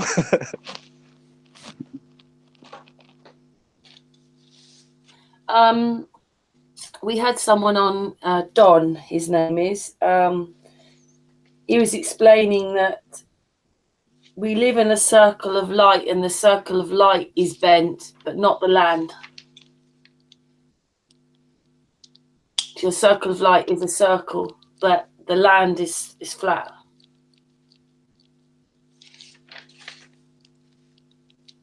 Yeah, I know what you mean now. Yeah, remember he was explaining it on. Anyway, I don't mean, like I say, mean to be a party pooper, but we're going to end the hangout now. And thank you. So, has anybody dropped off? No one's dropped off tonight, have they? So thank you, everybody in the chat room. Thank you to Astral. Thank you to Patricia. Thank you to Lev, Kung Fu. And thank you very much, Flat Earth Unity Josh. It's been a really great hangout, and we're back tomorrow. Anyway, take care, everybody, and it is good night from us, everybody. Yeah, thank you, Karen, Bye. and the rest of the panel. Brilliant. Oh, pleasure. And the chat room. It's Thank you, and good all night, good day, good evening, whatever it is, wherever you are. Stay safe. Exactly. Peace, love, and boundless respect for everyone. Oh, to everybody. And yeah, thank you for the great conversation this evening. Bye, everybody. Excellent. See you all later.